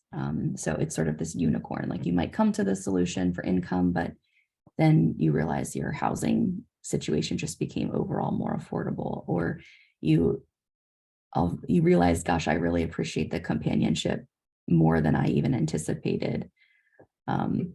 And a bit of sort of financial resilience is also a wonderful benefit. So a lot of our partnerships, actually, which I'm going to flip to next, they partner with us to figure out how to leverage our technology to launch home sharing programs in their community. And our partnerships come from a lot of different perspectives. Some have found homelessness prevention innovation money. Some have found a foreclosure prevention program through their county. You know, there's sort of all these different reasons why someone might engage with us to launch home sharing. And then we get to deploy our tool and our program to the partner to launch in the community to tackle whatever that issue is. But then there's the benefit of the other kind of outcomes that are associated with it. So, you know, honestly, this is like, it's a dream. I love it. So, okay, how to partner. There's two kind of core ways: referral partner and program partner. A referral partner is just an easy way to make home sharing resource available to your community. We provide a unique link so we can provide some broad level data and some activation material. So Hilary mentioned earlier, you know, does a partner have ready to go marketing materials? Yes, you know, so we provide, you know, easy social media posts and, you know, templates and things that can be easily plug and play. The program partner is a bit more robust. We do training and onboarding. We create a co-branded landing page so that members of a certain community know, okay, you know, I'm affiliated with this group, but what's Silvernest? Oh, I see they're affiliated. Okay, I get it. You know, how I'm in the right place, basically. There's a good program description and it's customized. And then we have, again, more robust activation materials, as well as a pretty great partner resource library, which has recordings and testimonials and, you know, like 15 or 16 different pieces of assets that the partner can use as they like, as well as monthly reporting. Actually, we do weekly, to be quite honest, but we can offer monthly or weekly reporting on activity so that our partners can then take that and use it mostly to report out outcomes for their grant funding or whatnot. So the next, yeah, and we can offer revenue share. And sometimes our partners decide to pay for those plus subscriptions that I mentioned. Next.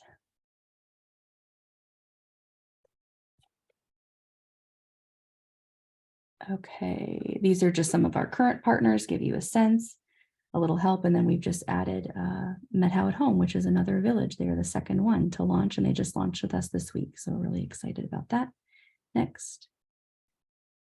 And this is a little help, the first village to partner with Silvernest to try to improve the lives of those living in the village, to potentially rent a room, earn some income, and get some additional support in addition to what a little help already provides. Next, we also, this is just another sample. We are partnering with 3 states who are running AmeriCorps programs, helping those AmeriCorps members find more affordable housing through home sharing. And I think that that's it. Oh, we just have some resources, which, you know, you can flash up there. They're all linked, and, you know, I'm happy to share after the fact. Okay, thank you. I know we have a lot of great questions in the chat, but I'm going to hand it over to Eric Leviton at Vivo to share more about his work. And thank you, Amy, for going through Silvernest. I hope we have time for questions at the end, and we'll be chatting away as well. So Eric, take it away. I appreciate it, Hilary. Again, my name is Eric Levitan. I'm the founder and CEO of Vivo, and I will try and go through this quickly to make sure that we have some good opportunity for questions, both for Silvernest and about Vivo. Really, as a quick introduction, Vivo is a live and interactive online fitness program for older adults with a real focus on building strength while keeping this a socially engaging, community-driven experience. We'll dive into all of that in just a little bit. But before we do, I want to give you some foundation around why building strength is so important. Next. You are probably all aware of this in some form or fashion, but really understanding the science behind it is important.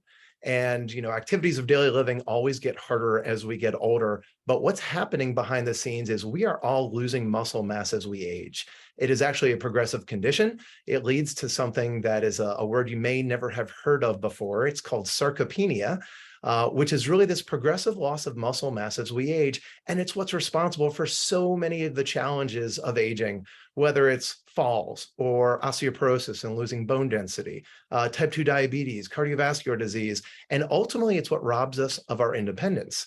Next. But the amazing thing about this is there's actually something we can do about it. And a lot of us aren't talking about this, and a lot of us aren't aware of this, but it's been known for decades that we can engage in strength training literally at any age and increase your muscle mass, increase bone density, improve your quality of life and your function, and regain the ability to do activities of daily living. It is really, really dramatic. And it's not even just about disease prevention and maintaining independence. It even contributes to longevity. There was a pretty landmark study, a pretty large landmark study done in 2016, and even an addendum to that was done recently in the last couple of months. It came out that shows people who consistently engage in strength training have a 46% lower odds of all-cause mortality. 46%, that is significant. And hopefully that grabs everybody's attention that regardless of all of the numerous benefits that we see from strength training, it actually leads to longevity. It's pretty incredible. Next.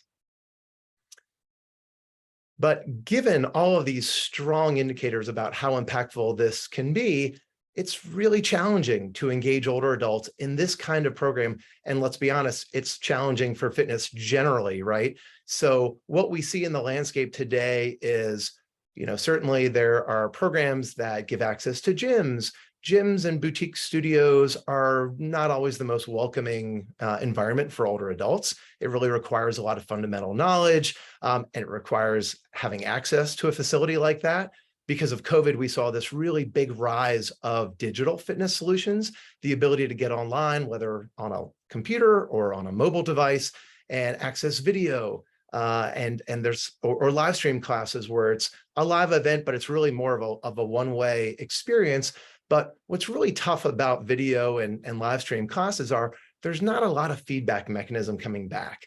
And unless you're really knowledgeable about what you're doing and you already have a really foundational knowledge and you're relatively free of chronic conditions or pain or discomfort, these are hard things to create stickiness with. Because what people really need is they need feedback. They need someone who's going to make sure that they're safe, that their form is good, that they're working out in a proper manner to actually get outcomes and results. And when we really looked at the landscape, there wasn't a lot that was providing all of these kind of multiple elements that could lead someone to a successful kind of sticky experience that would actually change their life. Next. And what we see as a part of that is some pretty depressing numbers. 30% of all older adults today don't exercise at all. Only 20% of older adults meet exercise guidelines from the CDC, and less than 10% of everyone over the age of 65 does any kind of consistent strength training today. That means that 90% of older adults in the US are not doing any really consistent strength training. And what an amazing opportunity there is. Go ahead, Hilary, that was perfect. And that really leads us to why we created Vivo. And I'll get into the specifics about why what we do is so impactful. But Vivo is an online program that allows you to engage from the comfort of your own home, but it's live and interactive. It is bringing in some of those really important elements that we'll talk about. It's not a video. It's not something that you passively do. It's something that you actively do. And it's really all about building strength and function in a small group session that actually is really focused on building social engagement and community as well. Next. There are a couple of key elements. Again, this is a live and interactive experience. We think it's really, really important to have someone who is providing feedback, another human being who's a part of this experience that can modify exercises if you're experiencing pain or discomfort, that can correct your form, that can keep you safe, that can make sure you're being challenged. That's a really big part of this, because when we are challenged, that's actually what leads to outcomes and improvements in our life. Because of that, we limit our classes to 8 people or less. That allows us kind of this two-sided benefit of being small enough that we can provide that level of individualized feedback, but being big enough that we're creating this social experience. If you're in a group of 50 people, building community can be challenging. In a group of 8 people or less, it actually lends itself really, really well to social engagement and to creating connections. And we'll talk more about that in a second. And one of the other really important elements is we have a team of scientists from universities around the country that are behind this program. And we, as a part of this, believe that this is a real part of not only the digital fitness space, but the digital health space. This is an extension of healthcare, and we measure outcomes as a part of that. We actually conduct one-on-one assessments with every customer that comes through our program. We baseline their strength and their balance, and then we reassess every 2 months. So we're collecting a ton of data, and we'll share some of those results with you in just a moment. Next. Again, this is something that it's not your typical fitness program. This is very much something that is backed by science. We actually are in the process of working with the National Institute on Aging, where we have a grant to study the impact of Vivo as a clinical intervention for older adults with prediabetes. We chose prediabetes for a specific reason. It's a very large population. It's an opportunity to make a pretty big impact. And as we lose muscle mass as we age, muscle mass actually helps regulate blood sugar. And as we lose muscle mass, that's one of the reasons that type 2 diabetes is a disease of aging. And so we're very excited about our ability to really prove the clinical efficacy of what we're doing as a healthcare intervention. Next. So really, when we look at Vivo and we talk about the fact that we're different, what are we really talking about? And there's kind of 6 main elements, and I'll go through this quickly so we can really talk about how we can leverage this with the Village to Village network. We talked about our focus on strength. We really fundamentally believe that building strength is probably the single most impactful thing that you can do as you age to maintain your quality of life and independence. Again, this is interactive. This is not a video. It is a group. It's a Zoom class, actually, where the trainer can see all of our participants. They can see the trainer. We're correcting for them. We're giving feedback. We're modifying for people who have different conditions and needs. It's very socially engaging. We really understand that not for everyone, but for most people, the key to behavioral change is feeling a part of something, is social engagement, it's community. And the kind of dirty secret about exercise is it's something you pretty much have to adopt as a habit for the rest of your life. If you do any exercise program for a period of time, you will always see benefit. But as soon as you stop, you will regress into that place that you were before. So how do we create habit change, right? How do we do behavioral change? And what we fundamentally believe is if you feel a part of something bigger than you, where you've got connections with other human beings, that really is that very significant step to do that. And we think we're doing that very well and very intentionally. As I mentioned, we measure progress. Oops, sorry, go back one sec. This is specifically designed for older adults and the conditions that we're dealing with. And the last thing I do want to mention, and this leads to social engagement, is we really bring in this element around brain health and cognition. One of our advisors and the creators of our program is a professor of neurology at the Emory School of Medicine. And we brought something in called dual task exercises. What a dual task exercise is, it's the simultaneous physical movement and cognitive recall. And so what we'll do is we'll have everybody doing a warm-up circuit, and we'll actually call on individuals and ask them to recall information, whether it's about themselves or sometimes it's just nonsensical, like while you're doing chair stands, name as many words that begin with a letter B as possible. It sounds very silly. It's actually hard to control the physical movement of your body while you're recalling information. It's actually been demonstrated that there's real cognitive value. It's really beneficial for executive function, the frontal lobe of the brain, to really help people progress and stave off dementia. But the other kind of ancillary benefit of this is it gets people talking. It gets people sharing information, and it's really facilitating that connection and that sense of community. As it relates to that, because Vivo is not a video, Vivo is an appointment in your calendar, and something really amazing happens when you schedule appointments for people. They tend to show up. And when you tend to show up to the consistent session over and over again, it's the same people that are coming to that group on a recurring basis. And so as we do these dual task exercises, as we get people connecting, they're seeing the same faces week in, week out, there's some really amazing things that are happening. And hit next. And this is what we're seeing. We've been running Vivo classes for over 2 years now. We run 65 classes a week currently. And what we're seeing is on average, customers see about a 25% increase in strength in the first 2 months of doing Vivo.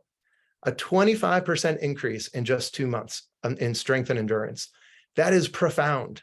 And it's so much more than just being able to do more push-ups or sit-ups or planks or squats. It is about better quality sleep, improved mood, lessened anxiety and depression, lower blood pressure, lower cholesterol. It is really, really impactful stuff.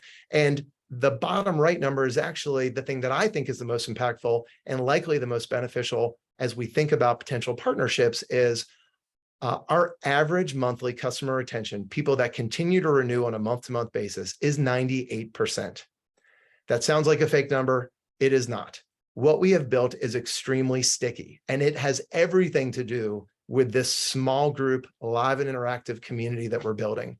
People feel very connected to this. They begin to feel the impact that this program is having. And because of the social nature of this, they continue to renew month after month, and we're super excited about it.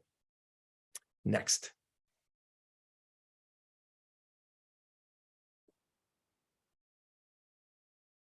So what we have really leaned into is partnerships with other organizations. How can we get this in front of and make it accessible to as many people as possible? Because we know the power of strength training and we know the impact it can have in someone's life. So we're really looking to communities, whether physical or online, social organizations, caregivers, healthcare organizations. We have existing partnerships with each of these kinds of categories of companies there, where we are bringing Vivo to their audience, to their communities, to their member level. And we're able to reinforce their communities that they have. This is something that can really be added to not only drive outcomes, right? We all care about that. Hilary talked about that pretty in depth, is when you're looking for partnerships, can you actually improve the quality of life of the individuals that you're serving? We absolutely know that this is a program that will do that, but it's more than that, right? It's helping reinforce the community that you're trying to build and help to get that engagement. And that's really what we're seeing. So go next. Ooh. I'm sorry, I'm going to skip us ahead because we're already over time. Oh, no. But I'm really grateful, Eric and Amy, for sharing more about the great stuff that you're doing. And hopefully this was just a teaser to whet your appetite and reach out to Eric and Amy to learn more and partner with them. Their contact information is here. We've had a lot of really great stuff going on in the chat and the Q&A. So Eric and Amy, if you don't mind sticking around for a little minute and answering some of the questions just via typing in old fashioned, that would be great. I'm so sorry that we don't have more time to get into the meat. But I'm really glad we had the opportunity to share a bit about the great stuff that you guys are doing. And A Little Help is so thrilled and happy to partner with each of you. And I really believe, we can have a big impact on our older adults' lives through these type of partnerships. So for all the villagers out there, I hope you consider partnerships like this and that you reach out to Eric and Amy. So I apologize for going over time, and Eric, I'm so sorry to cut you short, but thank you guys so much, and stick around and answer questions. Thank you. Thank you.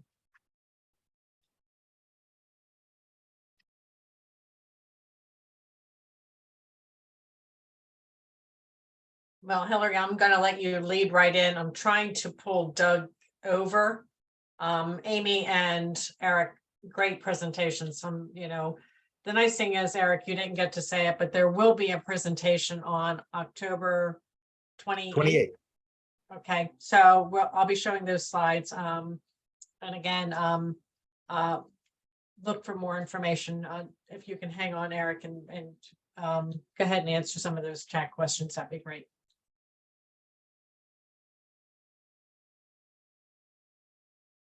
And we lost Hilary. Oh, did I just drop her? Let me get her back. Sorry. Here. All right. I'm putting her back. Yeah, she's leading the next one too. Oh, geez. See, I mean, double duty there. I know. Sorry, Hilary. Hopefully you're back. No problem. I got demoted, but I'm back. Well, no, you're a rock star doing two in a row. Thank you. I'm going to toss it over to Lorraine at DeRote, another great A Little Help partner. And I'm going to let them drive this session and just pipe in for the piece that we're doing. But we're so glad to partner with DeRote on their tech coaching program as well. And I'll let you guys take it away. Thank you. Thanks, Hilary, and thank you to everybody for joining us today. Our group is going to talk about a program that's been successful in helping village members to develop skills and confidence and enthusiasm for technology among your village members. I'm waiting to see if our slides get pulled up. Yep, I am doing that. So No worries, Steve. just keep on talking while that happens. Sure. So I just wanted to give everybody in this group a chance to introduce themselves, and then we'll talk about all of our content. My name is Lorraine Novak. I'm a regional director at DeRote. Vanessa and Doug and Hilary, if you want to each introduce yourselves as well. Hi, I'm Vanessa Rips. I'm the Director of Volunteer Services at Silver Spring Village, but over the summer, I also took on a consulting role at DeRote, very small. I am the coordinator, central administrator of at the DeRote at Technology at DeRote program, or the Villages program, sorry. And Steve, if you can advance the slide just one more, it'll have everybody's name and title. Thanks so much. Hilary, are you still with us? Yeah, again, I'm Hilary Simmons. I'm the Executive Director of A Little Help, as well as the Vice President of the Village to Village Network. Happy to be sharing more about this partnership as well. Thank you. And Doug?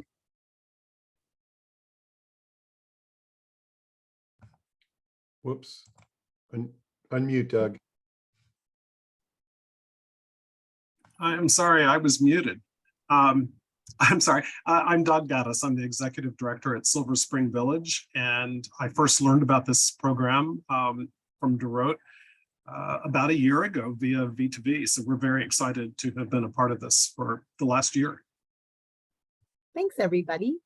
So we're going to just start off with a couple of poll questions. Steve, if you could run that first poll. Oh, holy cow. Okay. Sorry, I need to access those polls. So if we can come back to that in a couple of moments if you want. I can keep us moving along, and you just let me know when you're ready, okay? Yeah, if you don't mind. I don't mind at Thank you. all.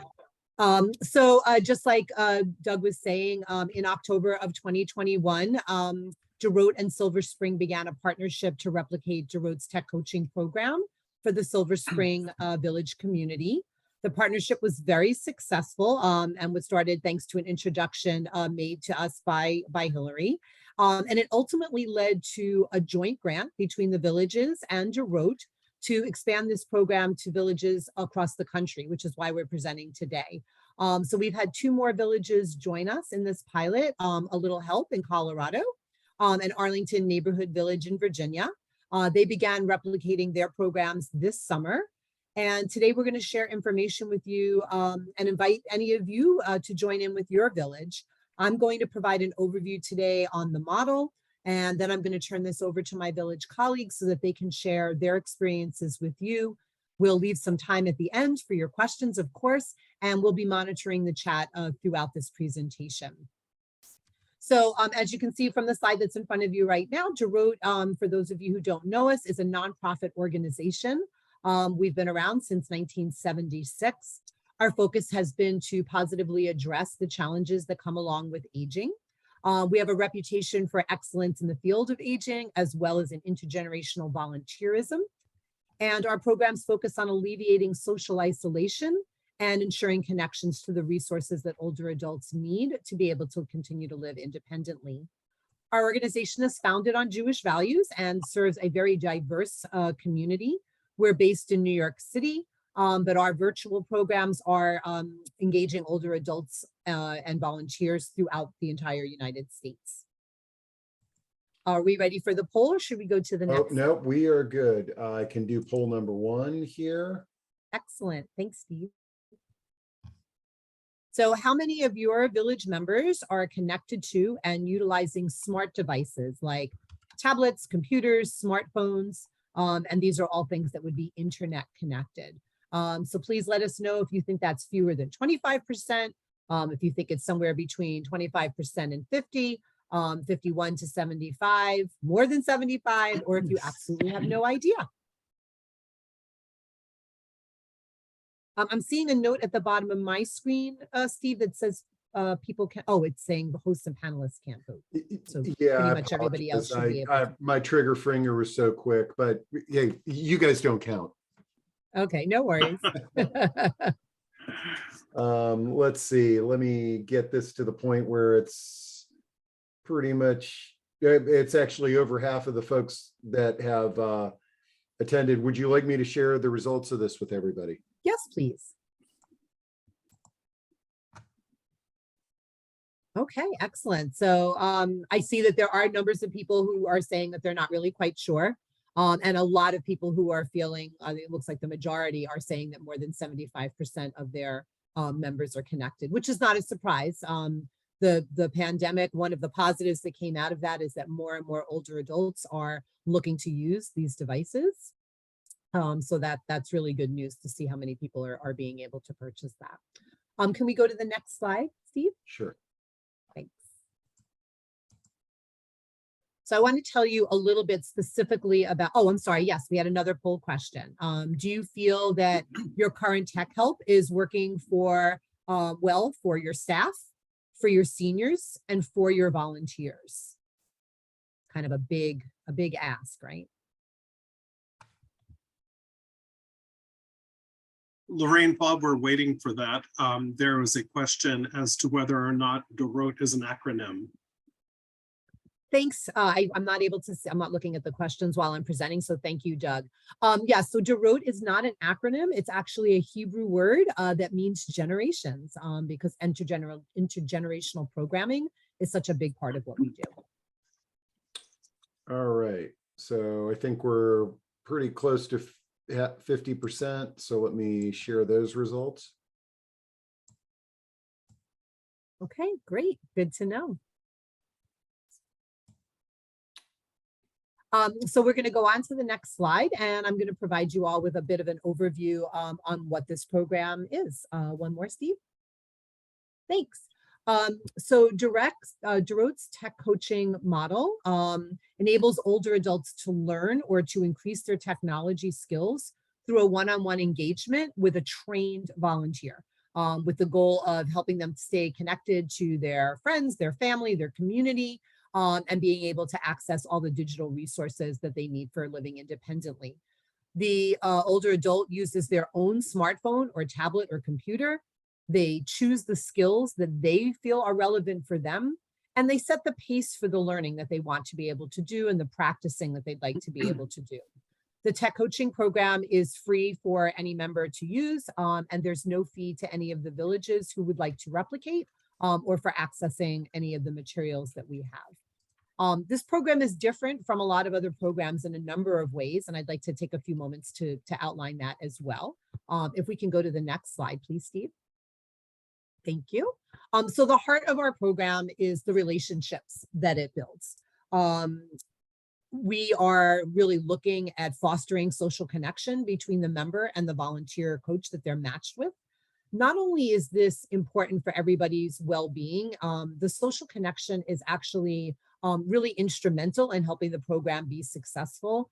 When people are in a match where they feel comfortable with one another, it means that the member will feel a lot more confident and independent with technology, because they'll feel free to be able to ask the questions that they want, to request repetition when they need it, and to try something that they don't really know how to do. All of those things really make people feel very vulnerable, and the more you trust the person you're with, and the less of an audience you feel you have around you when you're doing all of those things, the easier it is to be able to execute.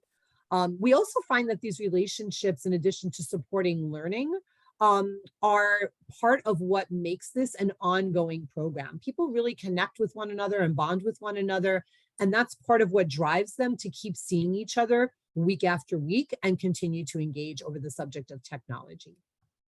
Can we go to the next slide, please? Another way that this program is different from a lot of other programs is because it's individualized and it's happening at home. And many organizations use very successfully a group learning model, but there are some significant challenges and barriers that happen when you do group learning. And I'm sure people will recognize some of these as I kind of tick them off.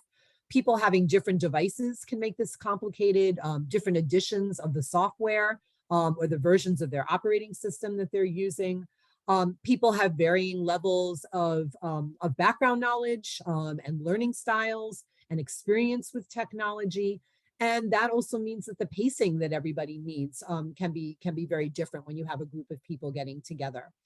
Also, there's still a lot of reasons why people are not necessarily able to travel to an on-site program. This might have to do with mobility. It could have to do with finances. There may be caretaking concerns that people have to address. And of course, there are still many people who are concerned about COVID. I know agencies across the country, including DeRote, are finding that a lot of people, even though they say they're eager to come back in person, still feel very hesitant about actually showing up for the events that are being held that way. So tech coaching is designed for one-on-one interaction just in the person's home, the member's home, or to be able to do remotely via Zoom. Can we go to the next slide, please? Another thing that differentiates this program from some of the other offerings that are out there is the concept of best practices. So DeRote has been working a lot over the last several years on this program. We launched it in 2018. And so we have done a lot of research and analyzing the feedback that we've been getting from both our volunteer coaches and from the older adults that are participating in the program. And we have developed a very big set of best practices that we employ throughout this program. All the volunteers who participate in this program are trained by DeRote on these specific best practices so that they're really ready to offer more than just their own understanding of technology when they're engaging with the older adults. They learn the specifics on how to support people with practicing new skills and also specific targeted topics that they can be suggesting for the future. What we hear a lot from older adults is, I don't know what to ask for because I don't know what I don't know. And so training volunteers to be able to look at where a member might be starting from or what requests they're making or what their interest level are, or their interests may be, helps the coach to then be able to suggest different topics that they think will be relevant and enjoyable for somebody to be able to learn. Can we go to the next slide, please? And those best practices don't stop there. We also have a variety of tools that we're sharing with the administrators at each of these villages. And we also are training them in how to be able to set up the structures that will improve their volunteer retention and ensure that the visits are successful. These include things like how to pre-screen and prepare members before a session, mechanisms for feedback so that any challenges can be quickly addressed, which is we found has been a big issue in a lot of programs, and curriculum suggestions, as I mentioned earlier, for practice and for new topics based on initial requests. We offer free step-by-step guides that are available both to the members and the coaches who may be starting from the very most basics. These guides include things like setting up a device for the first time, how to access and set up its accessibility features, learning how to use Zoom for remote engagements, orienting a new user to the pre-installed apps that came with their device, communicating through email, and understanding also how to use a search engine. Another benefit of this program is that the village administrators are meeting with one another with DeRote so that they can discuss their progress, share the successes that they're having, and brainstorm together around any new challenges. And we found that this community just among the people working behind the scenes has been really helpful as well. We're really looking forward to expanding it. So I'd like to take a minute to show you a video where we interviewed a tech coaching client from DeRote and the coach that they were matched with. So you can sort of hear in their own words what this experience has been like for them. So Steve, if you're able to start that now. Yep, and you just tell me when to turn it off, okay? Yeah, I mean, you can let it basically run until the end. Oh, okay, all right. About 5 minutes. Thank you.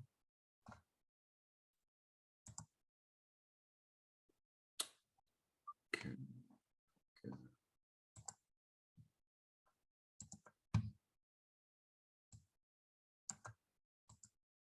While I was working, I learned how to use some parts of the computer like with a gun to my head. I always say that I was dragged into the 21st century. Is there any way we can increase the volume on that? Let me see here. I've grown in confidence. I've grown in. I got my comfort, volume um, jacked up. And I don't know everything I don't know, but at least I feel more comfortable saying, okay, Definitely quieter than it normally is. Is the Zoom already set up for? Here, hold on. Let me go back. Hold on a second, folks. do this. So I don't understand thanks. what you're saying. Or I don't. Couple of things that I can do here. Oh, come on.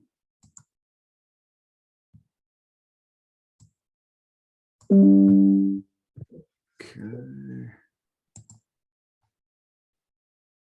All right.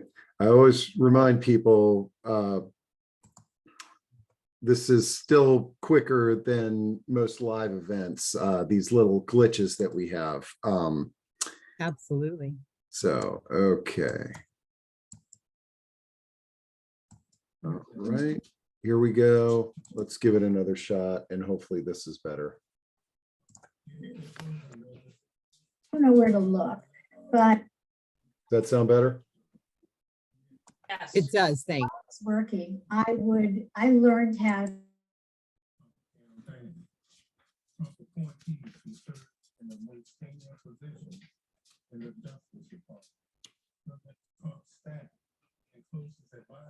No, we completely lost it.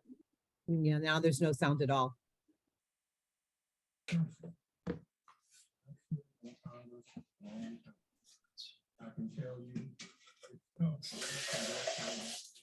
Lorraine, I think we need some direct tech coaching. These are just the normal tech glitches that we all have to live with every day, right? Here, I don't know everything I don't know, but at least I feel more comfortable saying, okay, how do I do this? And how does that connect to that? It's not easy for me to say, I don't know how to do this, or I don't understand what you're saying, or I don't know where to look. But that's fallen away out of necessity and out of more self-acceptance and out of the wonderful experiences that I've had in general with Throughout, and then specifically in this program.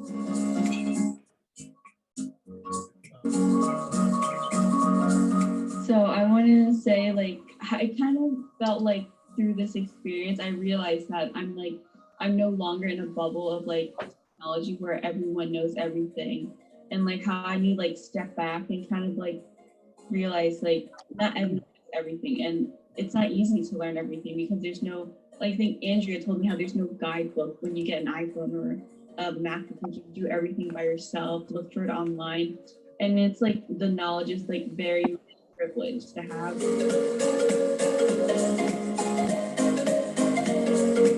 I came from a world where, you know, I was competent and I knew what I was doing, you know, and I'm a social worker. I've been doing it for more than 30 years. So in my area, you know, I'm a contender, but in this, I'm a baby or maybe a toddler, you know, moving into whatever. And I let it go. I let it go. And I think that's the compassion and the gentleness that Sydney presented. And I was amazed and thrilled that you were so able to explain things, you know, things that are more foreign to me, but explain them in a way that I could grasp them pretty quickly. I thought I knew a lot of stuff about computers and my iPhone and everything, but I remember how she was like, one specific moment was like, we were talking about the sticky notes, about how Andrea wanted to do that so she had on her desktop where she could write down anything, like reminders or stuff. And I remember I never learned this myself, and I was like surprised. I was like, oh wait, and then I completely like blanked out. I was like, I've never done this before. And like how like even I'm surprised, like technology is like a very big realm, and like I feel like I'm a constant learner with Andrea on learning. So I feel like she's also improving me, so I know and I can explain to others for the future. Pieces of reference and information are incredibly helpful and life enhancing, because I don't have to go, bumbling around like, how do I do this? And go to Staples and ask strangers. It's a much safer world, It's a much safer and cozier world.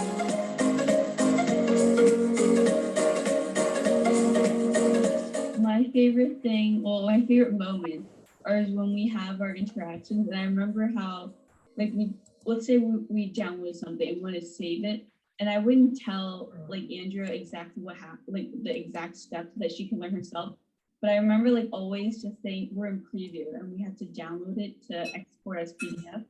And I'd be like, she would forget the first step and I would say file. And then she's like, yes, export as PDF. And she just says it out loud with so much excitement. And I'm just like, you're already learning.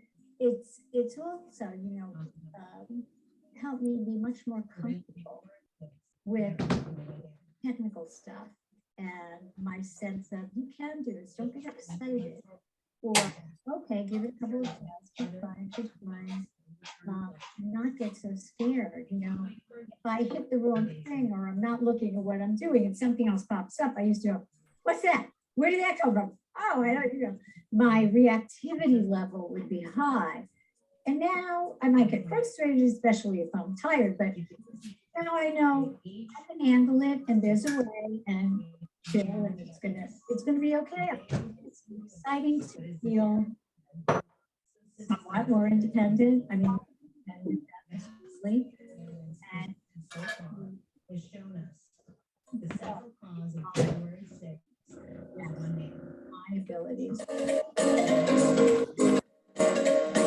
I'm tickled. I call my son and I go, okay, let's do FaceTime.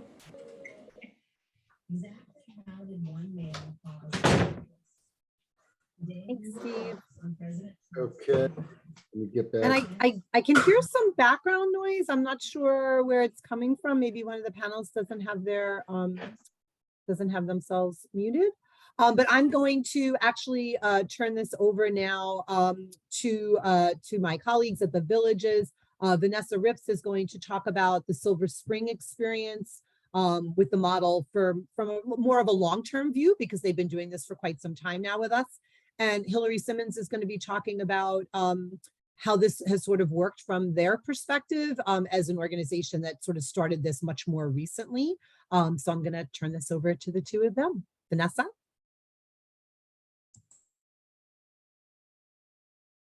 Up on the screen right now is some quotes that were two quotes that were shared with me from our learners, members of our village. But before I actually talk a little bit more about the long view, somebody did ask a question about who's the typical tech coach and how many coaches does the village have to go to.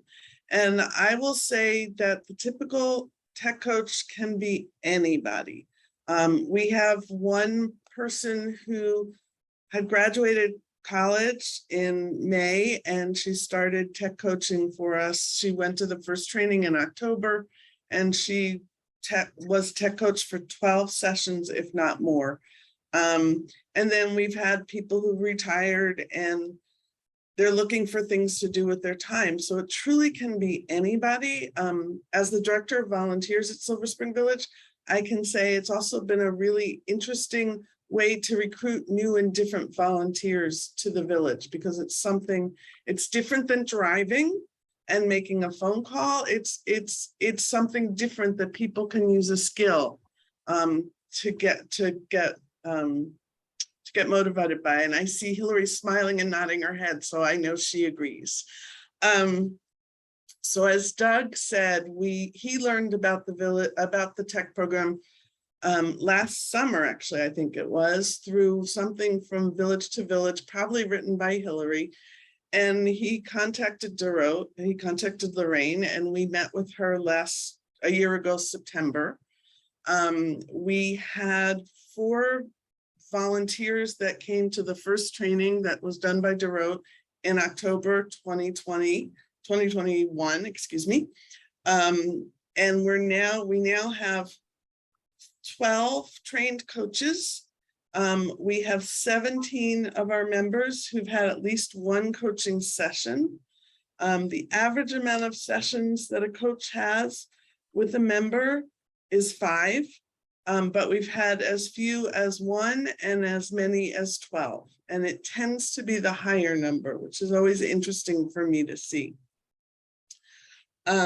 We had developed a similar program in the past before the pandemic, but it really didn't work as well. And there are a number of reasons.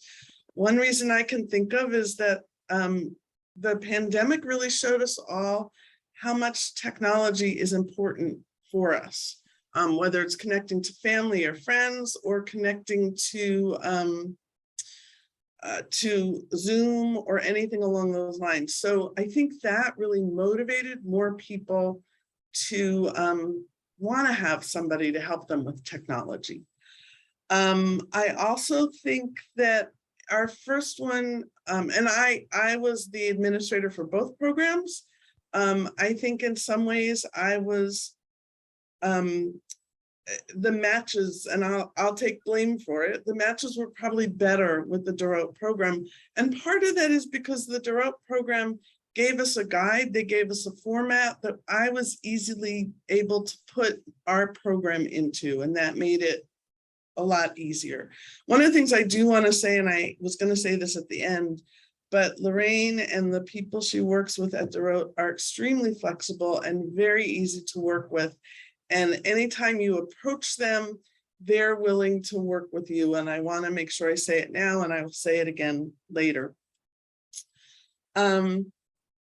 So there obviously are some minor issues that we come across, i.e., we have found that our members and our tech coaches use 2 different types of operating systems. One tends to use Mac, one tends to use PCs and Androids, but they have learned, the tech coaches, to adapt to that and to go to Google, go to each other, go to, what's the word I'm looking for? Other resources, YouTube, etc., to help the member. And they've learned how to use Apple or Android, whichever system they don't use, so that they can help the person. I'll also say that because we started in 2021, some of our sessions have been done via Zoom, and some of our sessions have been done in person. Those who are local, it's really up to the individuals, both the members and the volunteers, as to which works best for them. And another thing that I'm feeling with years, with this a year under our belt, is trying to find the members and get the members motivated now to continue participating. We try to say, hey, this is a way to build up your confidence, etc. And that's something we struggle with. It's nice for me personally to now have other administrators at villages to work with, to talk to about what can we do to make things work.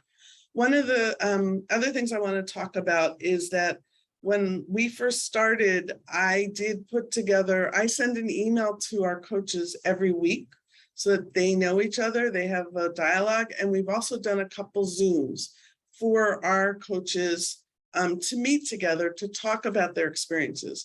And one of the hopes as the technology coaching at the villages grows is to that we all, not only the administrators meet, but that we bring the tech coaches together. That'll be down the line, but it's something that we are looking for to do as well. I think that's all for me for now. Oh, one more other thing before we go into a little help, before I forget, is that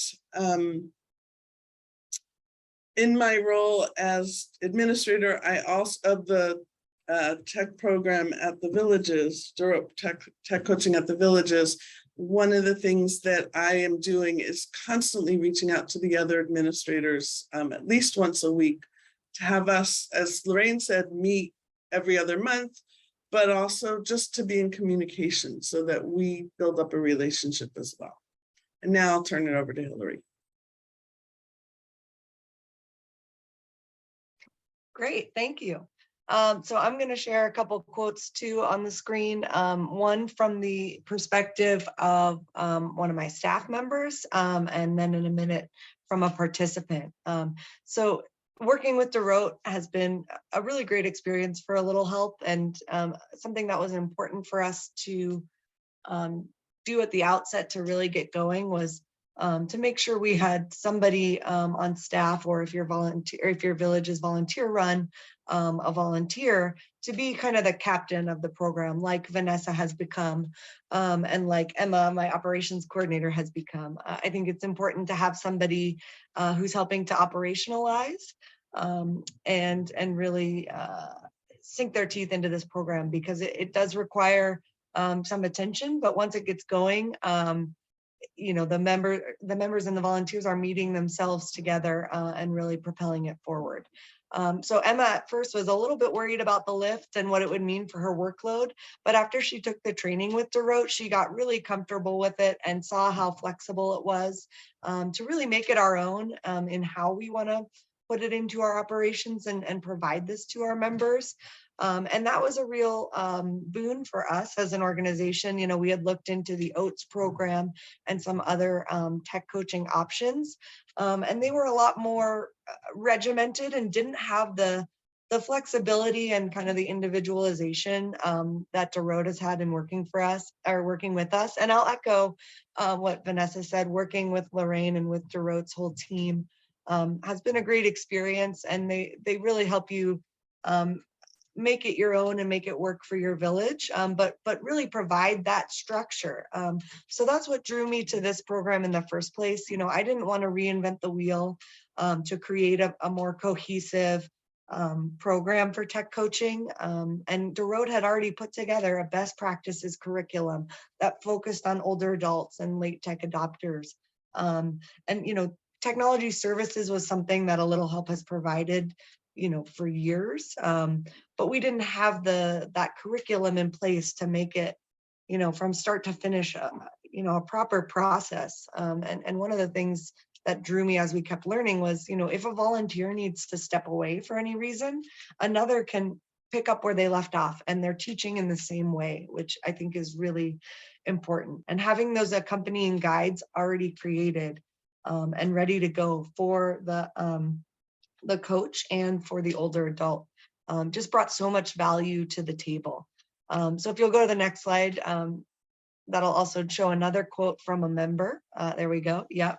And one of the things I really love about this program as well is, you know, at the root of every service a village provides is that social connection.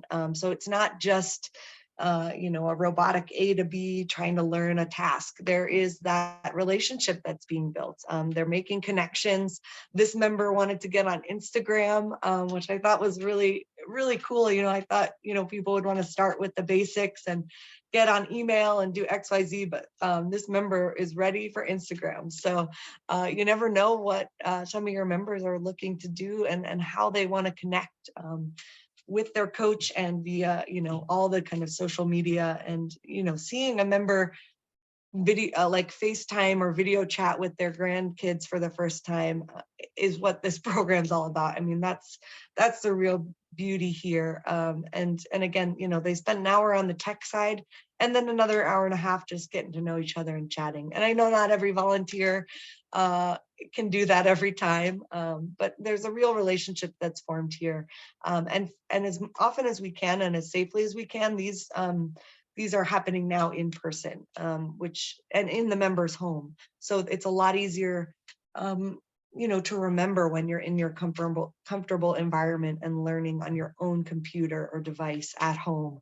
It sticks better for you. So we've just gotten going in the last couple months.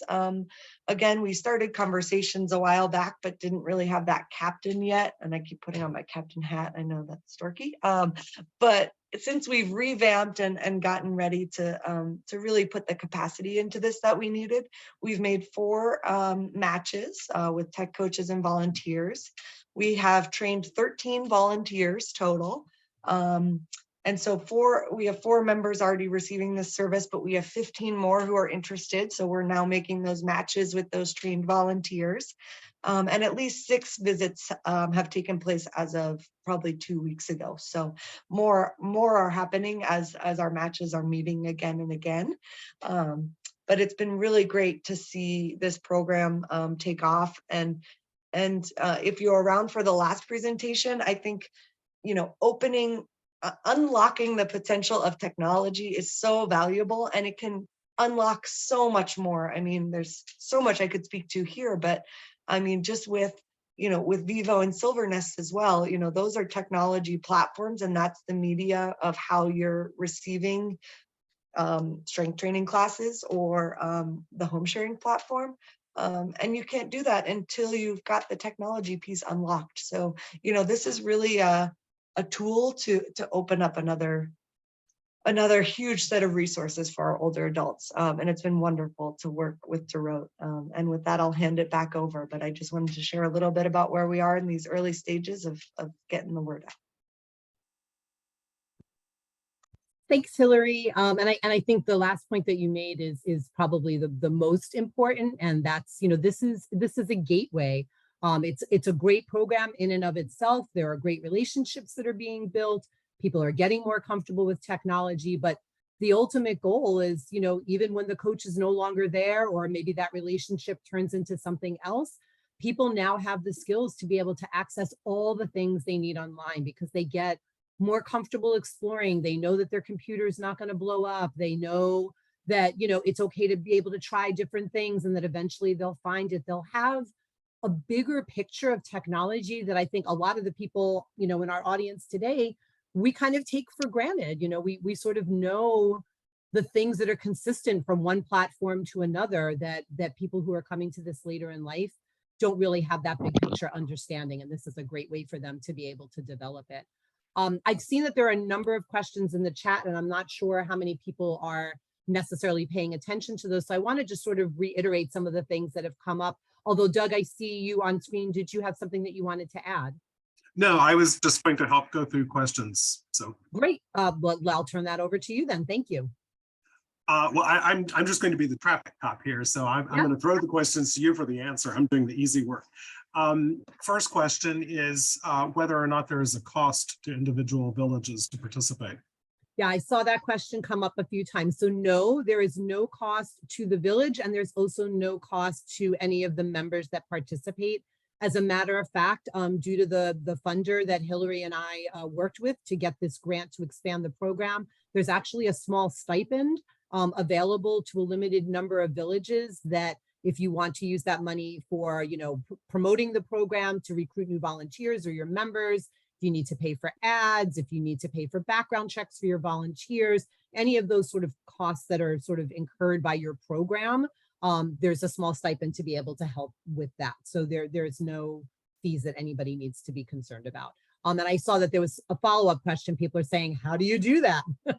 So we are very fortunate at Dorot that we have a lot of foundational support. And we also have a lot of individual donors who are particularly generous. We do not have government funding, which also allows us a lot of flexibility in how we design our program and set up our partnerships with other people. And so we're very excited that this really kind of opens the door for us to work with all of you without having to worry about passing along any kind of cost.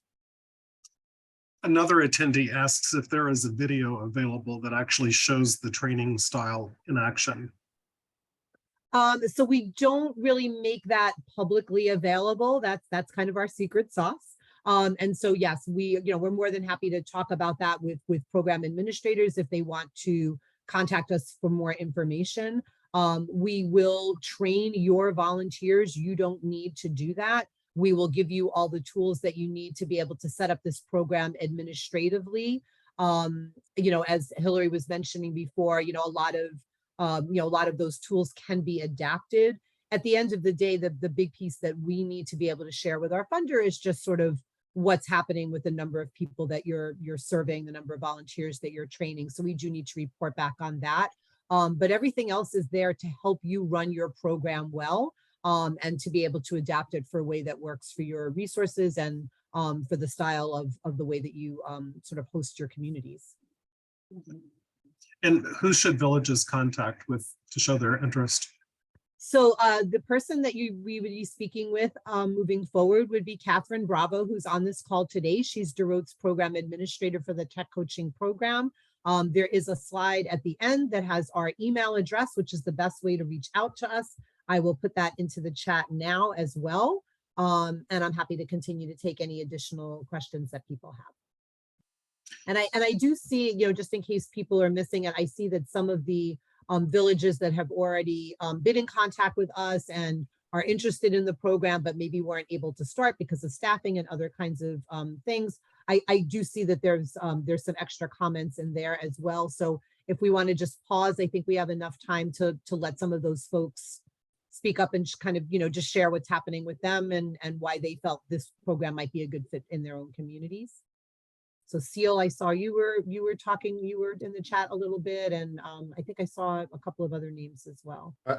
I can let somebody open their mic if they raise their hand, if they'd like to talk, raise their virtual hand.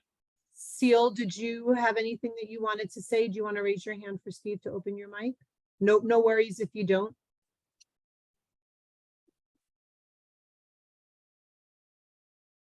Okay, her mic's open. Okay. Hi, I don't have a whole lot to add, Lorraine. I just, as you know, I'm very eager to join the, to add DeRote to our offerings, but I did recognize that it really needed, as Hilary mentioned earlier and others have said, you need a captain. You need someone coordinating the effort, and we were a bit short-staffed, and we're coming back to a better situation where we can take on another program. So I look for that to happen in the next couple of months. But we're pulled in so many different directions, and I think sometimes we have to resist the temptation to take on something else unless we really, until we have the infrastructure for it. But I'm very eager to start. Thanks, Seal. We've got a few others whose hands are raised, Noel and Richard. Yep. Okay. Yeah, so Noel is also replicating one of the programs. So if you'd be able to open up her mic so she can share a little bit about her thoughts. Okay, and then I'm just going to go ahead and open Richard's as well. There we go. Hi, this is Noelle from Arlington Neighborhood Village. I just wanted to jump on and say we launched this last month, and it's really been received very well by our members. We've been providing tech help for a long time, and we were even thinking of doing some classes on different topics. We really couldn't figure out how to best meet the needs of our members. But what we kept hearing from them is, I just want someone to sit next to me and help me figure out blank. So when we put out the announcement to our members about the service, people were very excited, and we got very happy emails back. We've matched 10 members with coaches. We have 14 or 15 coaches trained. So we actually have more coaches than we have members now, but all of the people who have met with their coach so far have just sent me very lovely emails. I'm very grateful for this. And one coach spent 2 hours with their member and gave them homework to follow up on. So it's been really great. And it's definitely, from the initial response, we can tell it's definitely meeting a need. That's great. Thanks, Noelle. Great. And then I think Richard's mic is open. Yes, hi. My name is Rich. I'm with Parkland Village in Albuquerque, New Mexico. We just started providing services generally about 2.5 months ago, and tech assistance is one of them. And we have maybe a half a dozen people who are offering technical assistance, and a couple of people have been served.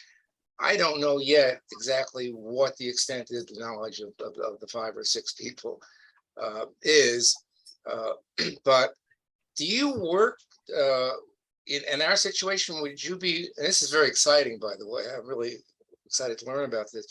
Would you be working with our volunteers who are offering tech assistance, or would you be working directly with our members, or both? How does that work? So we don't work directly with your members, and thank you, because I'm sure a lot of people out there have exactly the same question. So our first point of contact is always with your staff. So, as Hilary, was mentioning earlier, whatever captain you decide to appoint, and I know for some villages that's going to be, one of their volunteers. So we work with them to sort of set up the administrative side of things. We help, them with their recruitment, give them, advice on their recruitment. Once they have their volunteers, and there are many organizations that already have people who are doing, some form of tech help, and they may not even have to actually go out and recruit new people. Then we set up a training for all the volunteers, which is run via Zoom. So the program administrators at the village attend that along with their own volunteers.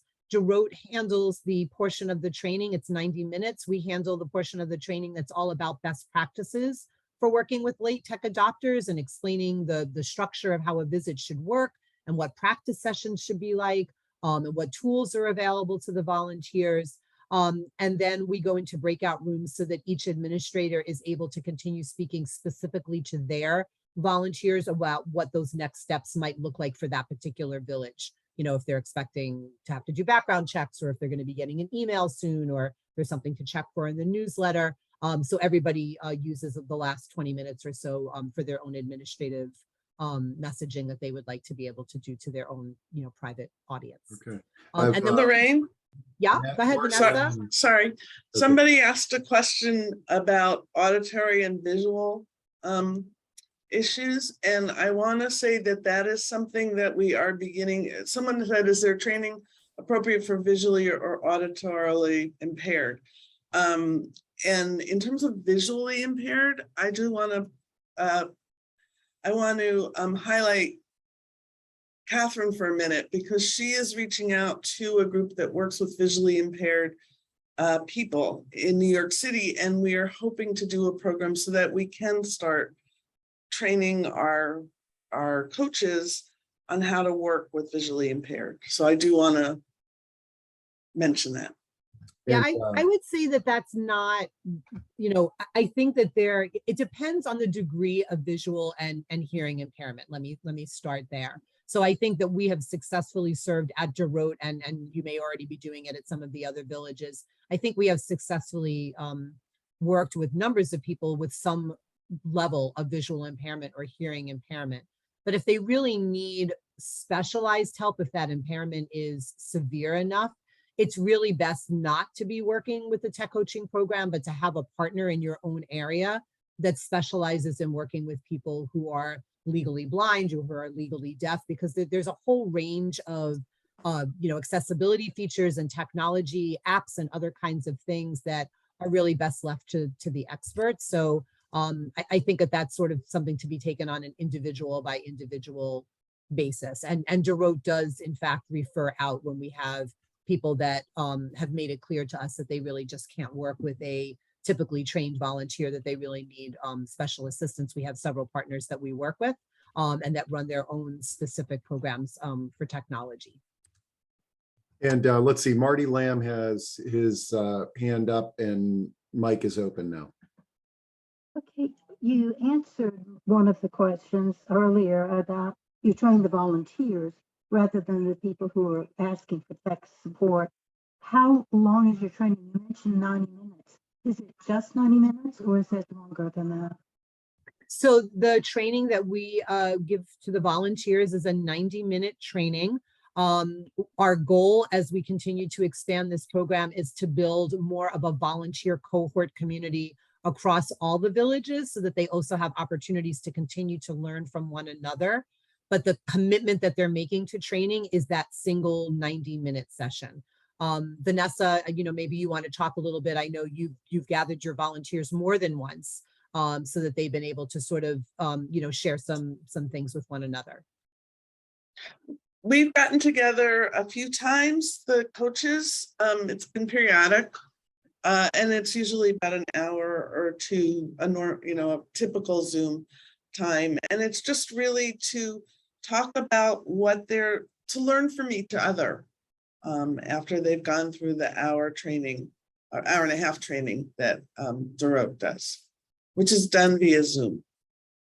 And I think because, part of the structure that we're sharing with all the administrators is a feedback form that you can use with your volunteers and also with your clients, with your members.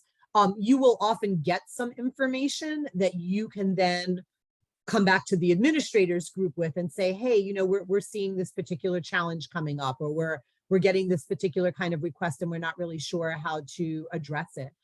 So that's, part of that ongoing community support that Gero can provide and sort of facilitate by bringing all the program staff together, again, for that sharing of information and brainstorming around new things. Technology changes all the time. I'm not going to pretend that we know the answer to everything. We also find, new challenges that come up that we have to take a step back and say, what's the best way to address that? And, we reach out to other people in our community. We talk with our coaches. We pilot different solutions and see how they work. And then we share that out with the wider community. And we benefit from these partnerships too. When the villages are trying out different things, it helps us have more people to be able to learn from. So it's very, symbiotic. Lorraine, there are several questions about Village's favorite question, which is related to liability insurance, something that we all struggle with. Basically, the questions are related to what are the liability issues. There is one person saying that their insurance rep is already nervous about offering any sort of tech assistance. I can say from our perspective, the volunteers who provide tech coaching have received the DeRote's model, training in DeRote's model of coaching, but they're also vetted volunteers for our village. So they have gone through the background checks, they've gone through our normal training that satisfies our liability concerns. Hilary, I don't know if you have anything to add to that, and then maybe Lorraine.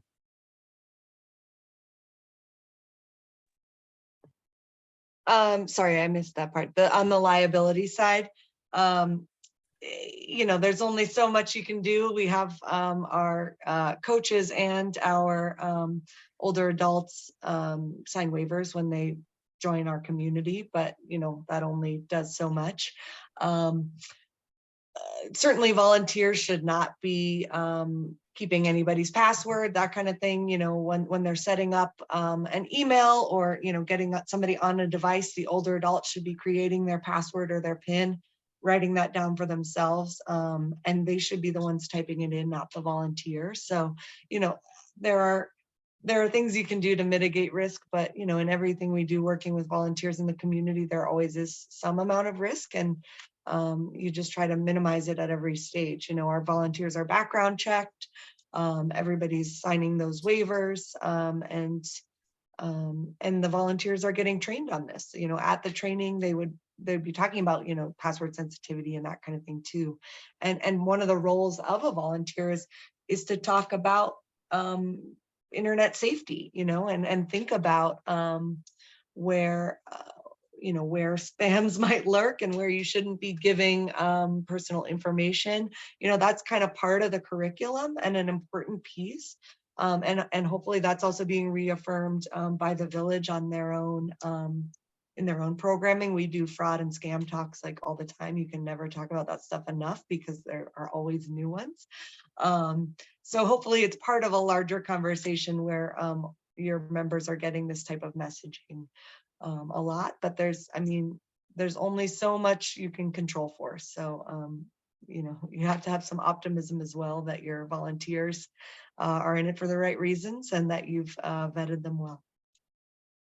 Yeah, and I'll just add, we also background check any volunteer that's going into the home. We don't necessarily do that for people that are helping remotely.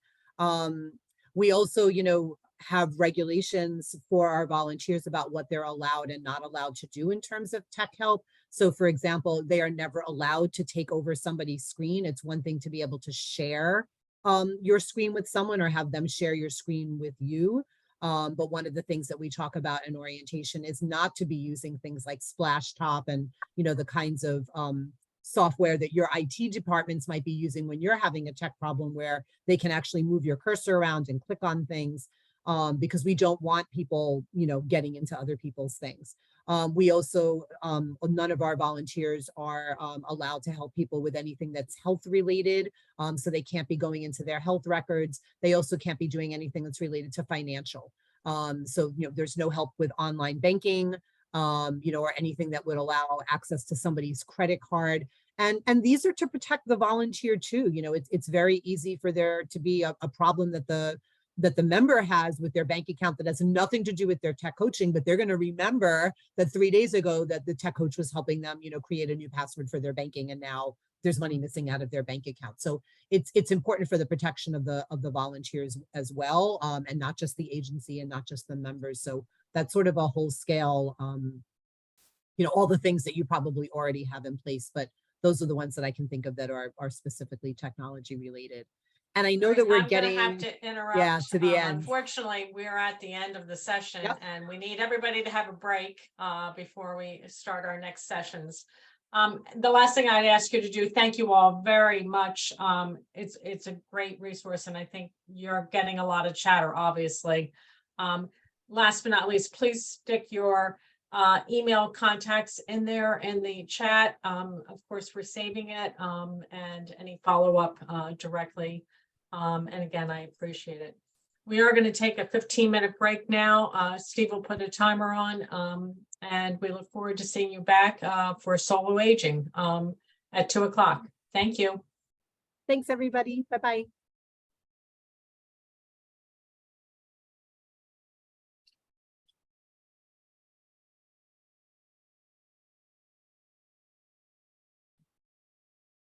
All right, Barbara. Let's see. So it looks like after this break, we've got Janice Landis. Yes. Okay, and then let's see, I see Lily Chambers there. Lily. Oh, yeah, she's coming in with Janice. We're both here and happy to set up in any way whenever you're ready. Okay, here, were you all doing your own PowerPoints? We are. So I'm going to be doing the PowerPoint. So I'll just. Let's do, here, let me stop sharing. And then if you want to test that out. Yeah, so let me see here. Share screen. And just let me know that this is coming through for you.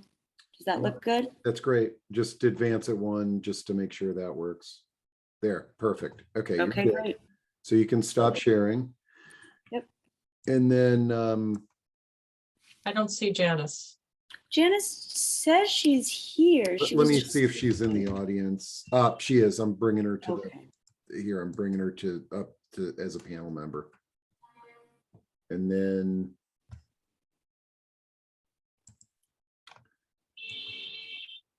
all right. Great. Thank you. Hi, Janice. Can you just test your mic and your video, please? Unmute. And I thought you controlled the camera. I don't know. Oh, am I not showing on the camera? No, it should be right next to your mute button, Janice. There's like a video camera button. Let's see.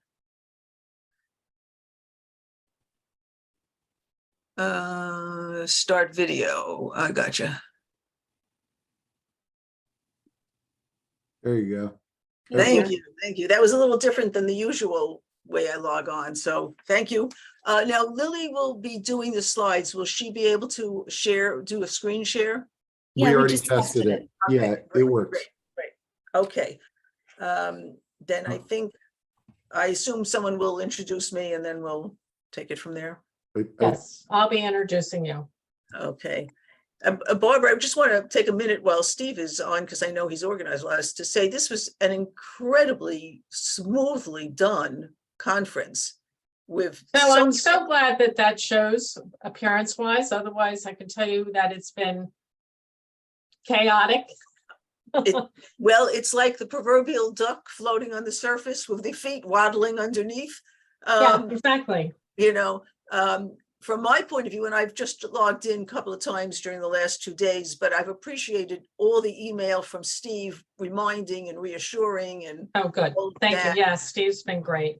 And so I do, and I thank you for the opportunity to do this. So definitely the wizard behind the curtain. Now So Yeah. Lily, you've got everything as far as the stuff. You Yeah, had it's 45 just that one slideshow, so it should be pretty easy. And now that we've Okay. tested it, we're good to go. Great. Very good. Very good. All right. And okay, so you all can turn your mics and cameras on or off, or you can just stay there and wait. You see the countdown timer going. Hey, Steve, Yep. as we get closer, can I share the sponsor slide, please? Oh, sure. Why don't we do this? Why don't I say, let me bring it down to like there. And then when that's done, you can just do the sponsor slide. Okay.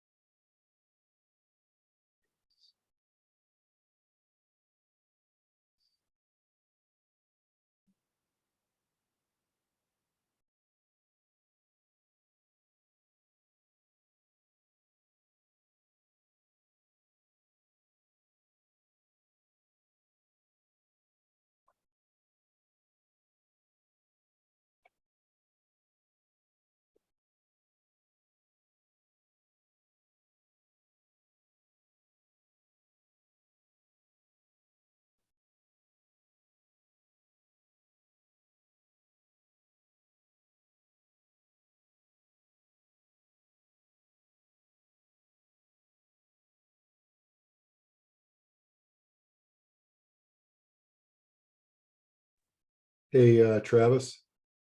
I Yes, don't have that sponsor. I got it. Okay, great. If you want to throw it up there.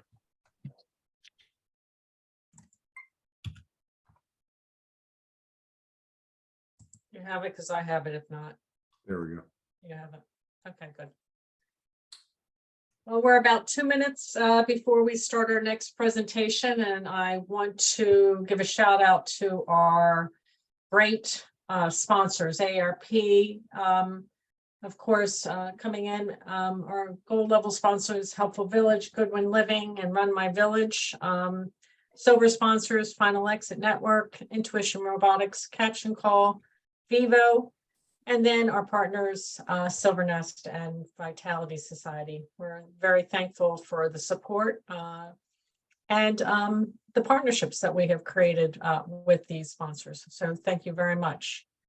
I also, at the end of the day, will be sharing some of the webinars that our sponsors have been either presented or we'll be having some separate standalone webinars that VTV is hosting. I did put in the chat just now, during our mentor group in November, we will be having a speaker on insurance. So, and he's particularly going to talk about cybersecurity. So I hope you all join that group. It's Monday, the 10th at 3 p.m. Without further ado, I do want to introduce Janice Landis, who is here representing Final Exit Network. She is currently a board member, but past president of Final Exit. It looks like you had a span of 30 years at the IRS. God bless you, Janice. They need your help right now. Yeah, I'm afraid I might get conscripted back in. She has sat on several boards and she is very involved with Final Exit Network and some of the programs relating to end-of-life issues for folks that live alone or facing dementia. Janice, I'm going to turn it over to you and Lily, and we look forward to your presentation. Thank you. A lot of people comment on the fact that I used to deal so much with taxes and that it seemed sort of inevitable when I left that I would deal with death, the two most unpopular things around. But they're both a necessity and a reality. So they're both a reality. They're both a reality. Yeah. So it's one of the reasons that my organization helped sponsor this movement, the Village to Village movement, is because we feel it is an incredibly important link to what we're trying to do. Final Exit Network is a nonprofit organization made up almost entirely of volunteers. And what we do is help people sort through end-of-life choices in a variety of ways, which I will get to. But where I feel Village to Village is so important is that we all know or should know the preparatory steps to take, the advance directive, the completion of a healthcare surrogate or representative. And a lot of people think when they've done that, that's really, they've got it done, they've got it made, they're set. But let me go on to our second slide and see if we can do that. And I'll tell you why. And as I say, you can help tremendously in achieving end-of-life autonomy by among your membership, by thinking through some of these issues that arise despite the advance directive and despite the healthcare surrogate. Older Americans have too much in the way of intervention, ethics, restrictions, all kinds of rules. You'd almost think the opposite, but the truth is that, especially with Medicare, there are so many things that occur that are beyond the control of individuals, and want to talk about those individually. So let's talk for a moment about medical interventions. On the next slide. I think among the many ways that the medical interventions get in the way of what people want, is that hospitals and hospices are profit-making institutions. As you can see, 95% of hospices were nonprofit in 1990, and 27, only 31% were nonprofit. So that means that hospices have a very different motive than the kind of sacred spaces that developed initially, where hospices were really seen as a sacred space for dying. That's really no longer the case. And I'm going to give you an actual example of a friend of mine who was a member of FIN. And this is an actual case, use their name because they were in our newsletter. And this happened just within the past year. This was a couple in Sarasota. Bob was terminally ill and admitted into a hospice. And his wife called me as a member of FIN and said, my husband is in pain all the time. And that's not what's supposed to happen in a hospice. And I couldn't quite believe this. And she said, I said, you speak to the nurse? And she said, the nurse said to me, if you don't like the care your husband is getting, take him to another hospice. And then she spoke to the doctor, and the doctor said, this is the plan of pain treatment that we have. We do it on a certain schedule, and then it kicks in and the pain relents. And of course, that's not the way it's supposed to be. The medication is supposed to stay ahead. And I told her that we have an attorney who will represent her for free if this individual is not getting his rights as a hospice patient, which is to be free of pain.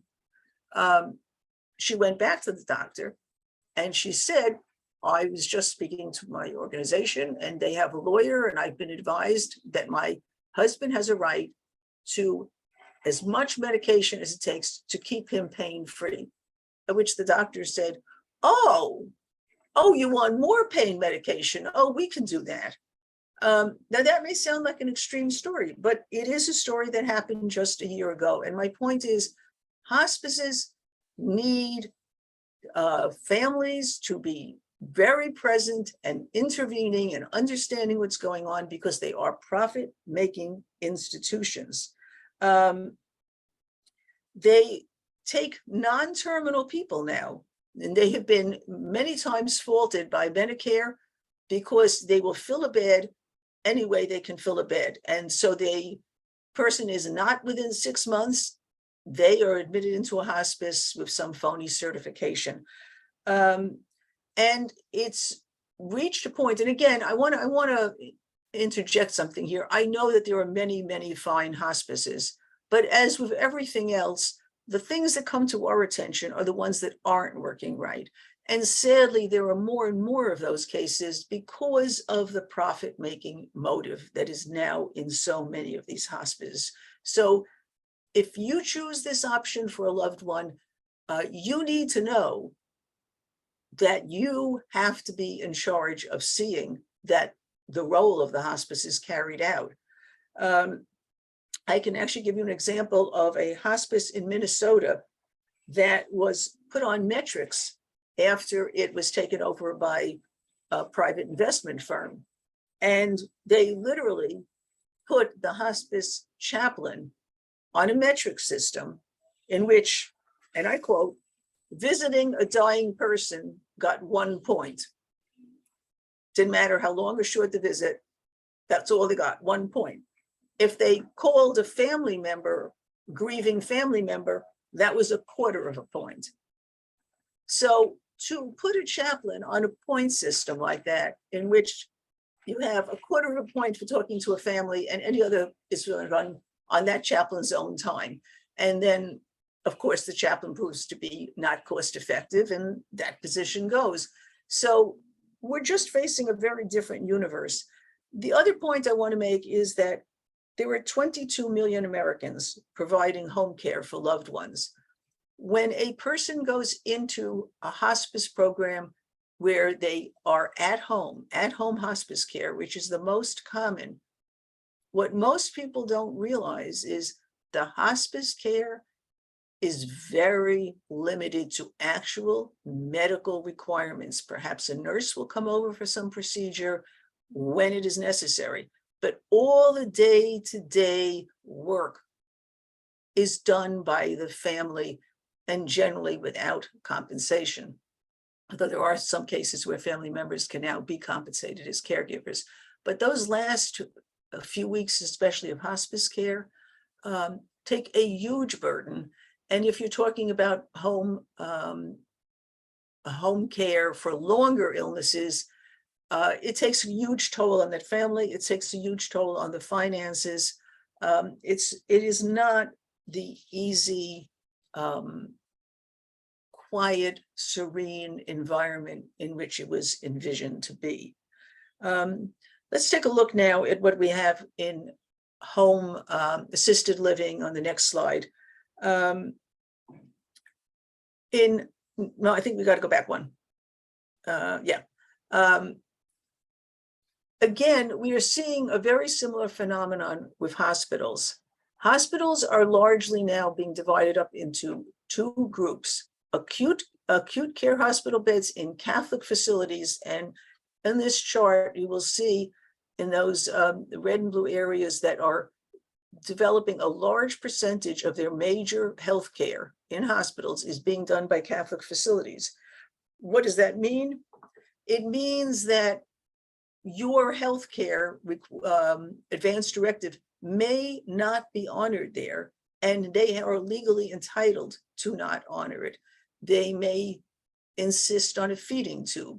They may insist on interventions that you don't want. They may insist on a ventilator keeping a person alive and refusing to shut it off. And if you want different treatment that accords with your healthcare directive, you may have to transfer that person to a facility that could be hundreds of miles away. And clearly that carries a tremendous burden for the family. The other part of it is that home, again, once you move from the hospital to the home, to the assisted living or the nursing home, again, you face a lot of difficulties brought on by the fact that these two are now profit-making institutions. If we look at the next slide, we'll see this is a boilerplate language for an assisted living contract, and it's pretty standard everywhere. The resident shall participate and comply with treatments ordered by his/her healthcare service providers, including the administration of medications. Failure to adhere to house rules and additional resident responsibilities can be cause for discharge. What does that mean? Well, at the most benign level, this is a very reasonable requirement. If you think of it in terms of COVID, when there was a need for people to get a COVID vaccine, you really could not have patients saying they would opt out of the COVID vaccine. So at one level, it makes a lot of sense. But we don't know what this means if somebody says, I no longer want treatment for my illness. I don't want any more antibiotics. I don't want any additional oral, I don't want any IV hydration, etc. A patient has a right to refuse these things in a hospital, but it is not clear, and to my mind has not been tested. If you are in a nursing home where you have signed this contract, have you in fact signed away all your medical rights to the doctor in charge there? And it's important to remember when I say this, and again, I don't want to brand all facilities, but the outliers are there and they're abundant. And they make profits by providing services. Lying in bed doesn't make much money for the managed care facility. And so I can give you several instances, and it may seem like a very minor thing, but one of our members had an elderly father who was in assisted living and was not doing well. It was clear that he was not thriving. And she said to me, The thing that my father really hates, he's generally very comfortable and things are okay, but every day they take him to physical therapy and he hates it. He hates it. They just drag him and move him and he just finds it painful and unpleasant and he doesn't like it at all. And I said, well, why is he going to physical therapy? And she looked surprised. She said, well, what else are they going to do? I mean, you have to do something. And I said, well, actually, you don't have to do something. The hospital has to do something to make more money, but perhaps your father doesn't need, because he can't benefit from physical therapy. So I said, go back and ask the physical therapist, what is your plan of treatment? What are the reasonable goals that you're looking towards that my father can obtain? Is it reasonable for him to be able to get out of bed on his own? Is it reasonable for him to be able to shift from the chair back to bed? Those would be important function increase, and it would be worth some physical therapy to do that. But if that's not a realistic goal for him, then why is it being done? And so she did ask that question. And the physical therapist paused for a moment and said, well, we begin to think the same thing. I think we'll end the physical therapy. It doesn't seem to be useful. So don't assume that they are doing this for a reason that you approve of. They may be, but it is your responsibility to ask questions. And this is particularly true when you are a healthcare surrogate for an individual. And it's one of the things individuals need to think about is who they pick for a healthcare surrogate. One of the most difficult things for any family member is to say, no, I don't want this done. I've known people who received calls for after they said, I don't want my father getting chemo anymore. He's dying. He's got a constellation of diseases. I don't see any point to the chemo. I've actually known an individual who got called by the doctor and said, so I understand your father isn't dying fast enough for you. And these are actual things. I don't make these up to scare anyone. But when you pick a surrogate, it has to be somebody who is able to stand up to these situations, ask questions, be knowledgeable, and act in the interest of the person you're representing. That's not an easy thing to do. And if you pick a spouse, as many people do, that may be the wrong person because the guilt involved in saying no more treatment is huge. And you may want to pick a cousin, a sibling, a child, but an adult child, of course, but somebody who is capable of asking the questions and filtering that out in terms of what you yourself wanted. And it's important to plan those things out in advance, to have a talk with your surrogate, and to know that you have rights to stand your ground in talking to doctors. Another example, one of our members had a husband in hospital, but clearly not flourishing and not going to survive for long.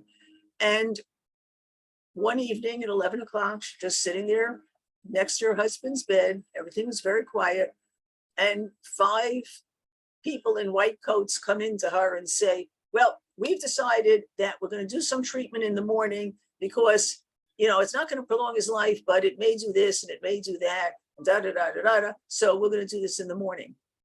And she said, if she had not gone through this rehearsal with me, even though she's a very bright, intelligent, and assertive individual who's had her own career, she said, I wouldn't even have questioned it.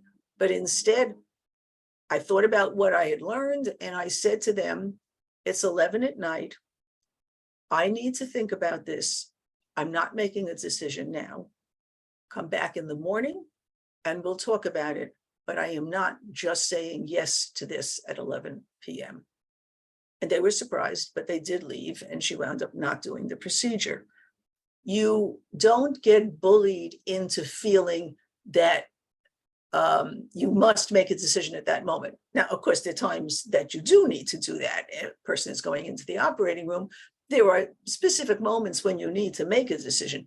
But generally, you have a right to ask questions and to take a little time, perhaps to ask somebody you know, does this sound right to you? And to know the right questions to ask. I have another individual whose spouse is in a coma from a variety of ailments that just seem to pile on, infections and various things all at once. And they asked the neurologist, you know, what is she going to come out of this coma? And the neurologist said, there's, you know, we have reason to believe she will. Is that the right question to ask? I'm not sure it is. Will she come out of the coma may mean she will be in a vegetative state. She will be awake, but she will not be functioning because the brain damage is severe, and she will be institutionalized for the rest of her life. And that may be a choice that the spouse wants to make, to be alive at any cost. That's a perfectly valid choice, but it needs to be an informed choice. And when you ask the wrong question, could she come out of this coma? And the doctor says yes, you're not asking the right question. You're not asking what is the brain activity showing? What level of brain damage is there? What is reasonable in terms of the expectations? There isn't always an answer. But it's really important that those questions be asked. If healthcare surrogates, and I think this is where village to village is so particularly important, because there are so many solo seniors who do not have a good representative to pick. Family that lives far away, family that doesn't have beliefs that coincide with their own. Any number of reasons, simply may not have family.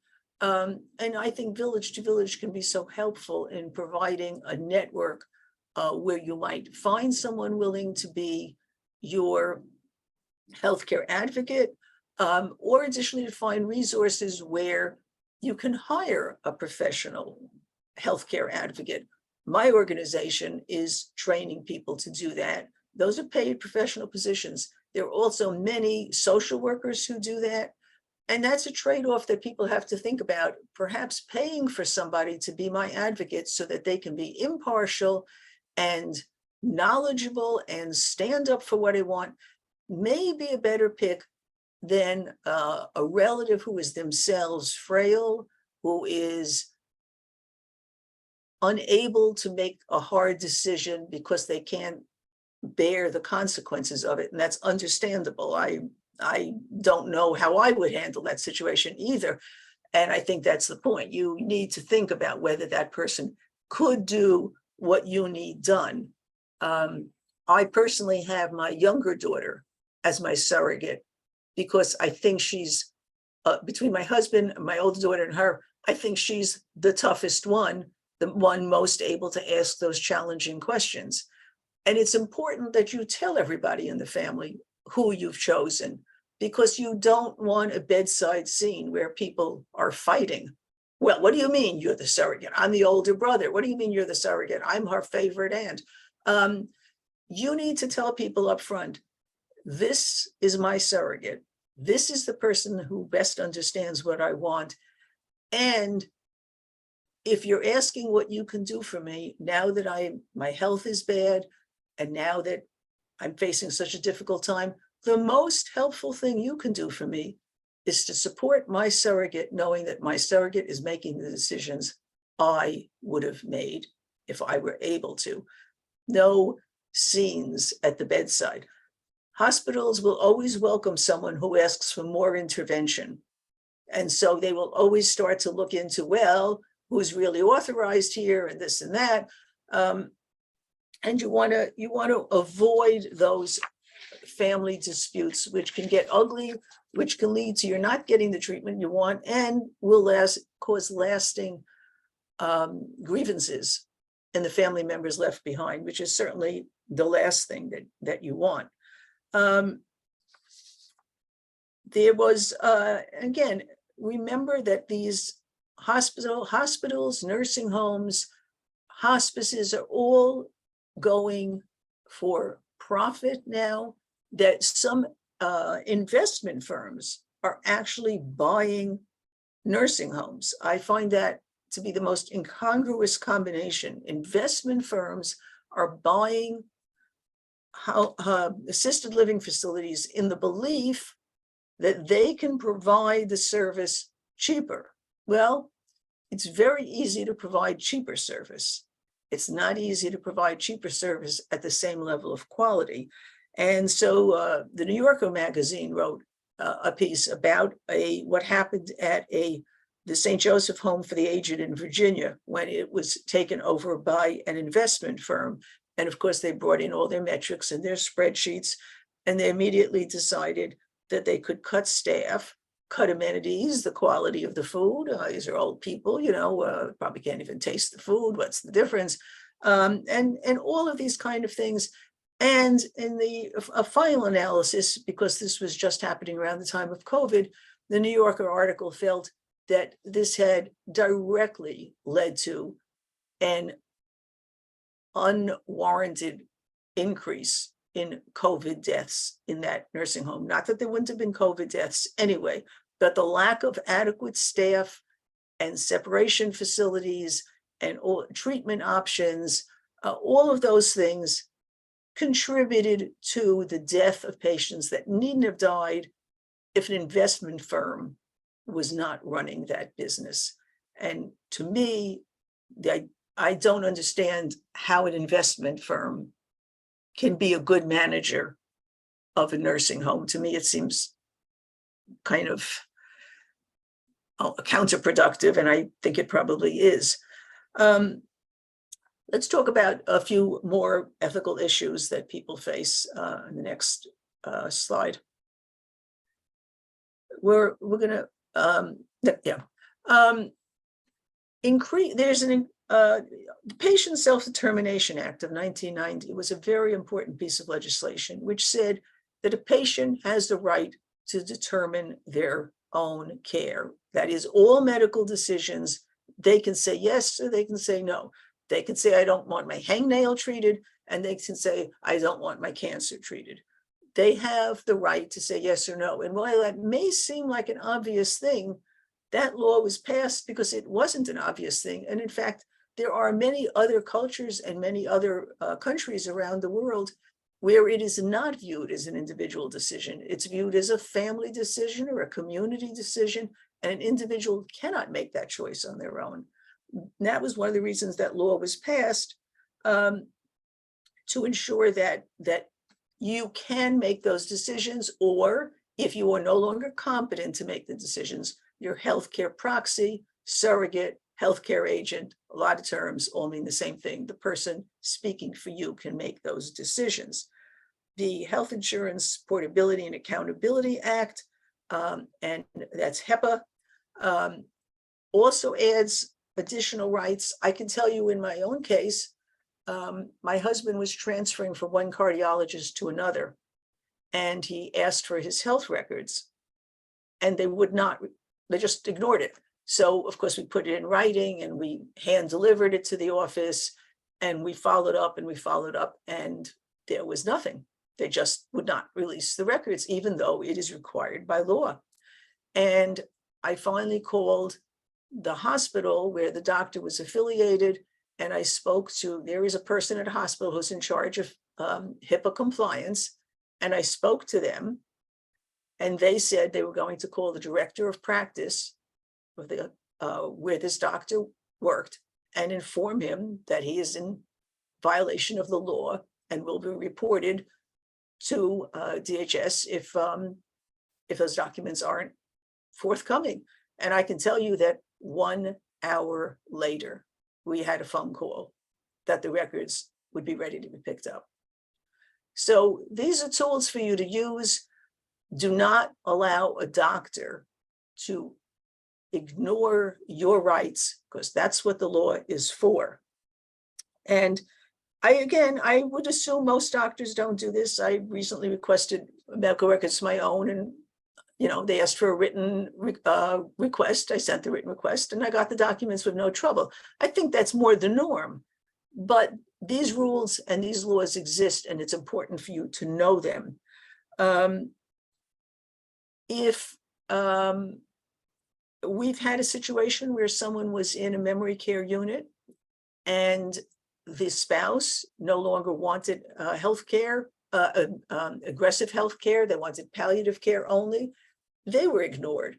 Again, until a lawyer got involved from our organization, they just continued to give this person antibiotics and treatment, prolonging the life, although the directive and the spouse were both very clear they wanted palliative care only.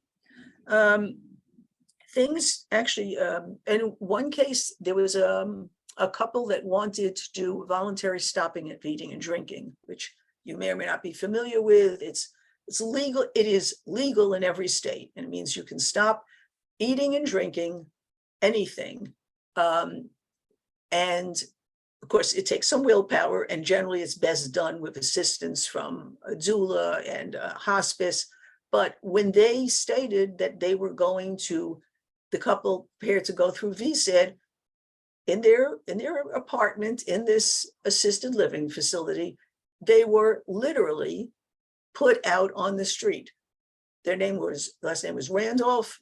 You could probably find an article in the Times. They were literally evicted from the facility just like that, even though it was a legal right. So now, because of these egregious mistakes and deliberate oversights, people are beginning to recognize that the Patient Determination Act and the Bill of Patient Rights does not always work as well as it should. And so we're seeing a new kind of legal case now, and it's called wrongful prolongation of life. What does wrongful prolongation of life mean? It means that you should have died, but they prolonged your life even though you didn't want it prolonged. And up until now, the notion was that doctors were above such considerations, that they knew what was best for the patient. And I think anyone my age kind of grew up with that idea that the doctor was, in some special realm and knew what was best. And I'll tell you what you need to do, and don't worry about it. I'll take care of that. And when the time comes, I'll let you know what to do. But a case in South Carolina, and I'm sorry, in Georgia, which is not one of these three cases listed here, was, as far as we know, the first of its kind, or the first anyone became aware of, where a woman came into the hospital with an illness which ran in her family, and she had seen her mother die of it. And she said, I don't want any aggressive measures to keep me alive. I just want palliative care. I don't want anything more than that. And despite that conversation, and despite the documents being on file and known to the hospital, it was ignored. The daughter of that patient then sued because the mother lived for 6 months and died exactly the way she did not want to die, because the hospital would not accept the directive of the living will. She sued, and the hospital insisted that the doctor has right here. Nobody can tell the doctor how to carry out the doctor's practice, because that's what the doctor is trained to do, and the doctor knows best. And if the patient didn't agree, well, that's unfortunate, but you can't blame the doctor. The day before that case was going to the jury, they reached a massive settlement, because I think the lawyers began to realize that a jury was going to look at this and think, well, what have I got?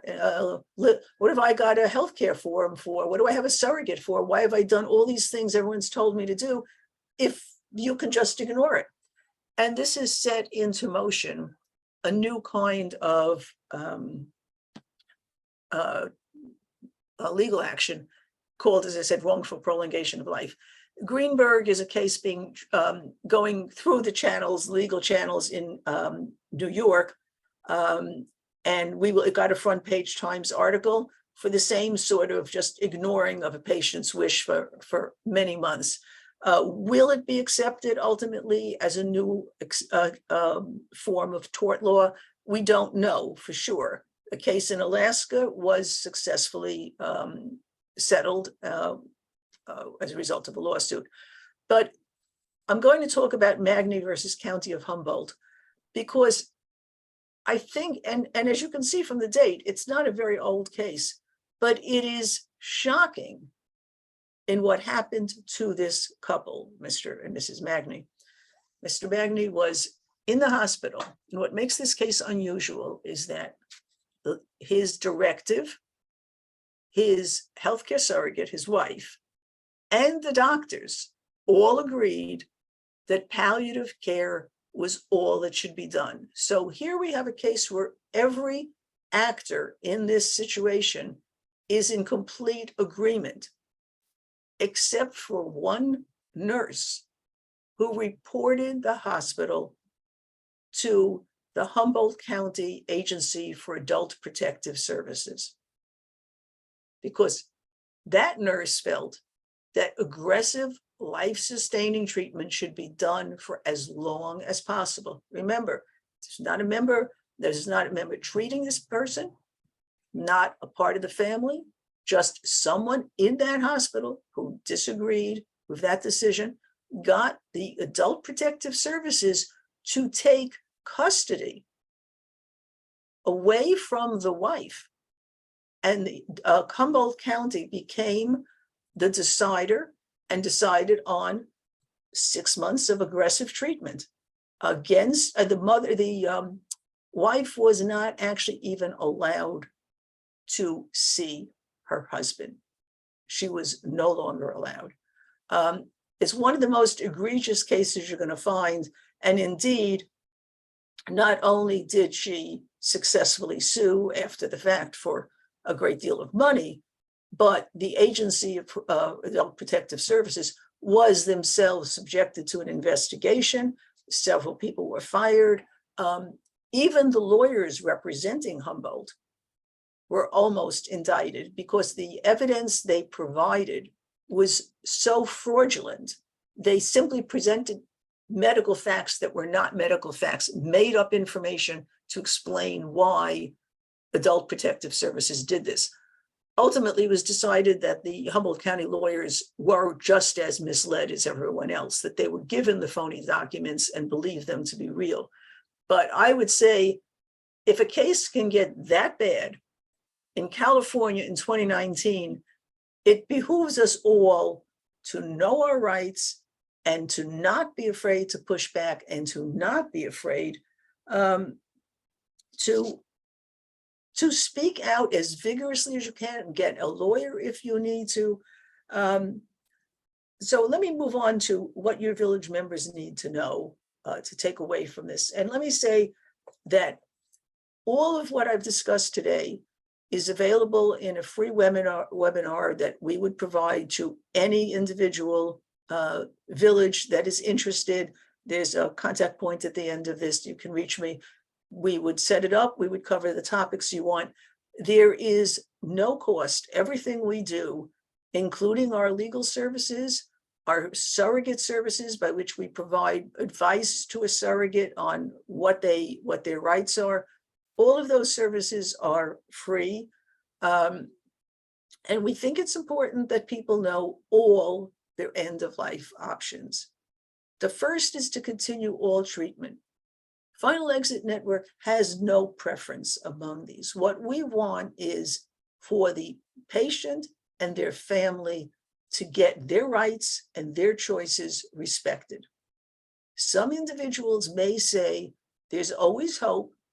I'm going to take it as long as I can go until there's no treatment left. And if there's a clinical trial, I'm going to take it because it will give my death some meaning.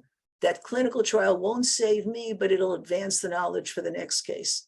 That is a perfectly reasonable and in some ways very altruistic thing to do. And that person's right should be respected, and they should get all the treatment that they are legally entitled to. A person may want to take a step back from that and say, I don't want to hasten my death, but I just want palliative care. I don't want any more chemo. I don't want any more surgeries. I don't want an intravenous line. I don't want a feeding tube. I just want to not be in pain. So I just want to not get any curative treatment. So don't give me any antibiotics. If I get an infection, I get an infection. No antibiotics, no treatment that is going to temporarily cure me of something, but keep me going in this progression of the major disease that I have. A step further from that is palliative care only, in which you say, I just want enough medication to not be in pain.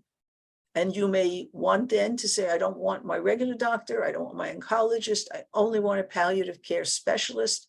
That's all I'm interested in now. I want to be as comfortable as I can be. If they reach the point of 6 months from terminal, they may then want to go into a hospice. But again, going into a hospice isn't a surefire solution. You have to be aggressive even there to be sure that your wishes are respected.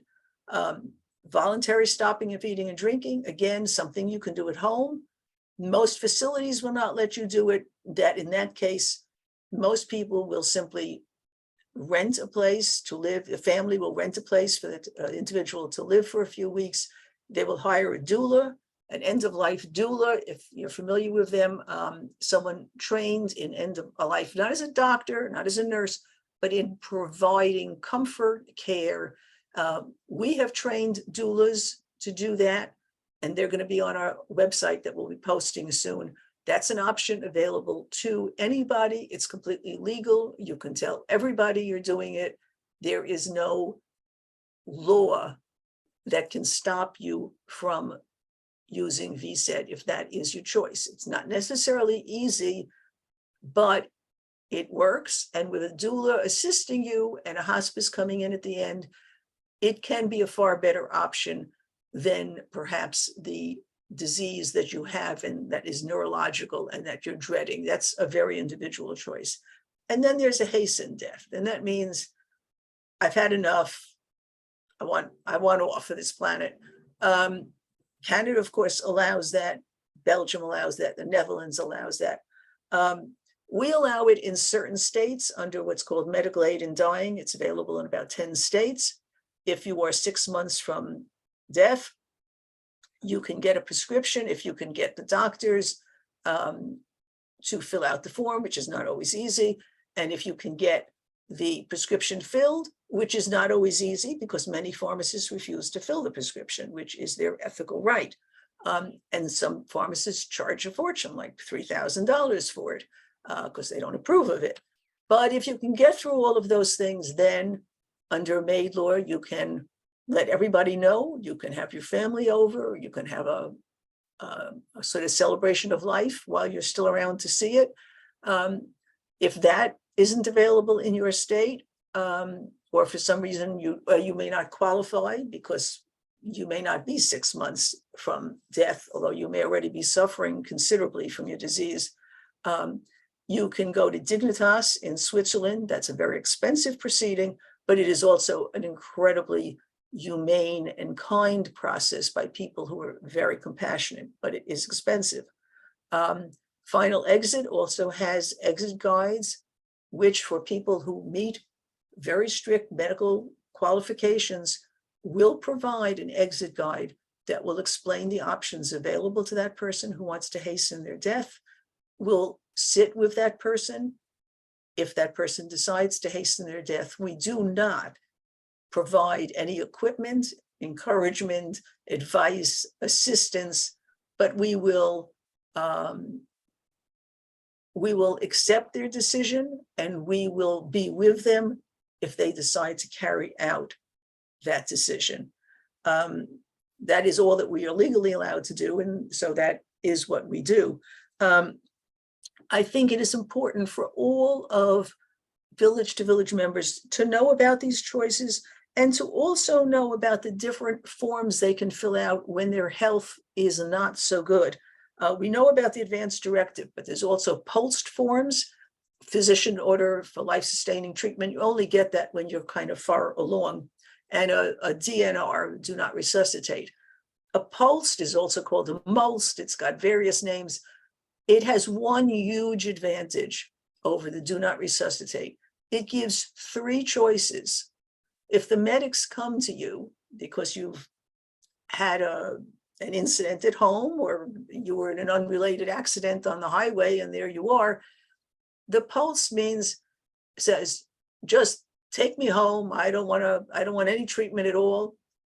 Take me to the hospital. I want as much treatment as I can get, or take me to the hospital, but only give me palliative care. It's a very powerful tool, and not many people realize the power of that you can get taken to the hospital, but not be subject to the whole emergency scanning, this, that, the other thing, just palliative care. It's very important to have a conversation with, if anyone who's seriously ill, very important to have periodic conversations with their doctor about when it should they get a POLST, when they should get a POLST, what should be in it. Intervene promptly if your requests or your loved one's requests are not being honored. Partner with us. And let me go into a little bit about what Final Exit does. Well, actually, Janice, we're at the end of your. Okay, great. Okay, then let me no, that's fine. Let me just tell you that these are the contact points then. And, perfect. And there's a free membership for what year for anyone who wants to sign up on our website. And you have the website there, great resources. Thank you. I know it's very tough to talk about these conversations, but it's important. I'm glad you brought up the post and the most, which are great documents. I personally used them for my mother and had to explain it to my father, so I understand. And it's a great resource. And so thank you very much. And if you don't mind, or Lily can put in the chat, somebody asked if there were any periodicals about surrogate, any books on naming surrogates or any information, additional periodicals. Our website has information. Oh, terrific. That's great. That's great. Well, thank you again. And thank you for the opportunity. Thank you. Okay, bye-bye. We are going to have a 15-minute break here because we're going to get ready for our big super ending session, leveraging resources. So stay tuned and we'll be back in a few minutes. Okay, okay, so what we got to do here, I'm just going to pull up the 15-minute timer. Great. While you're doing that, Steve, hi, Kate, Lucinda, Cindy, hi. Well, then you have your audio check, so you're good. And Kate, if you want to screen share, well, Steve, can she just make sure she can? Nope. Yeah. Do you want us to do your presentation, or do you? I can do it. Let me give it a shot. Let's see if it works. That's great. I want to give you the option. And then also we can test the video out as well. Great. That's perfect. Good. Okay. Yep, we're good to go. Hi, Cindy. Can we just have you? Good. I'm glad your audio is working just fine. So that's fine. Lucinda, can we hear you chirp? Yes, I'm here. Okay, Thank great. you for having me. No problem. Now, is Dorothy going to do yours, or are we going to do yours? I think I am, or you Okay, can. do you want to screen share yours? Yeah, Yeah. let That'd be great. me do from the beginning. Uh-oh. Oh, hey, and Barbara, make me co-host. I'm currently not anything, if you don't mind. Oh God, Steve, do you have to say pretty please? Oh, sorry, I meant to say please and thank you. No, I'm kidding you. Do you want me to, your co-host, go ahead. Okay, great. Did I you can see help. Jacqueline's chat? Yeah, that's why I was suggesting that, so I can start bringing people in. Okay, and all. Can you see mine?